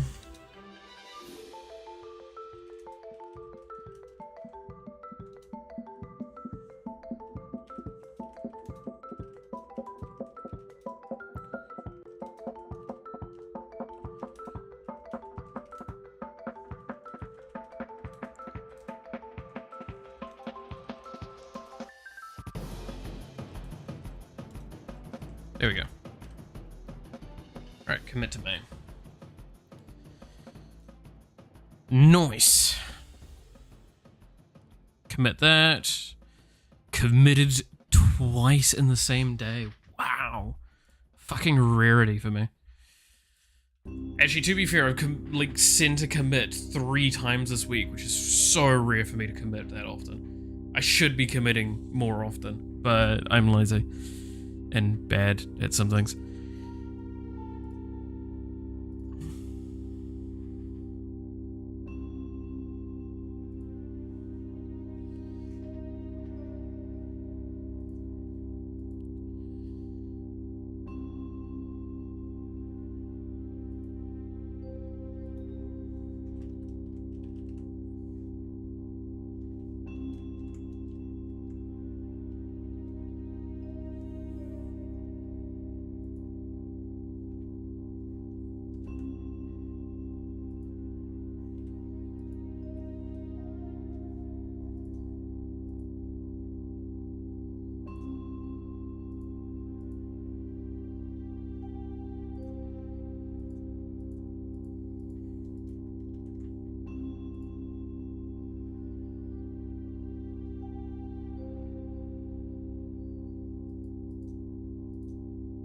Come on. Work with me. Work with me, Git. It's having a fucking hard time.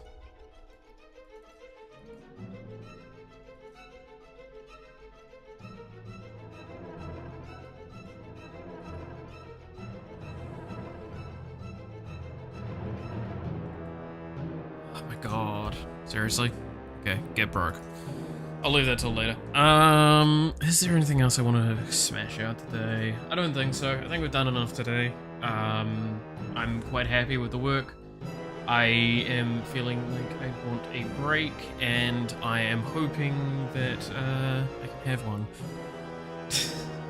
I'm gonna end up probably doing a bunch of artwork today. So again, is what it is, right? I will never truly be fucking out of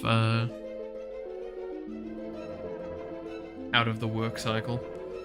I feel bad because like I've got a bunch of friends that are just like, hey, do you want to hang out? Like I'm working, I've got the next update coming, and it's like, I'm gonna be honest, once this update's out, I don't think I'm gonna slow down. I think I'm just gonna speed up more, but be more intense on certain things because I'll be focusing on like the final check marks, which is gonna take me so. I don't expect to slow down until this is Steam released, and then even then, I don't know. We'll see. But with all that being the case, thank you so much for watching. I hope you enjoyed. You're awesome. Stay awesome. And I hope to see you again next week when we're back at it all again. Until then, bye-bye.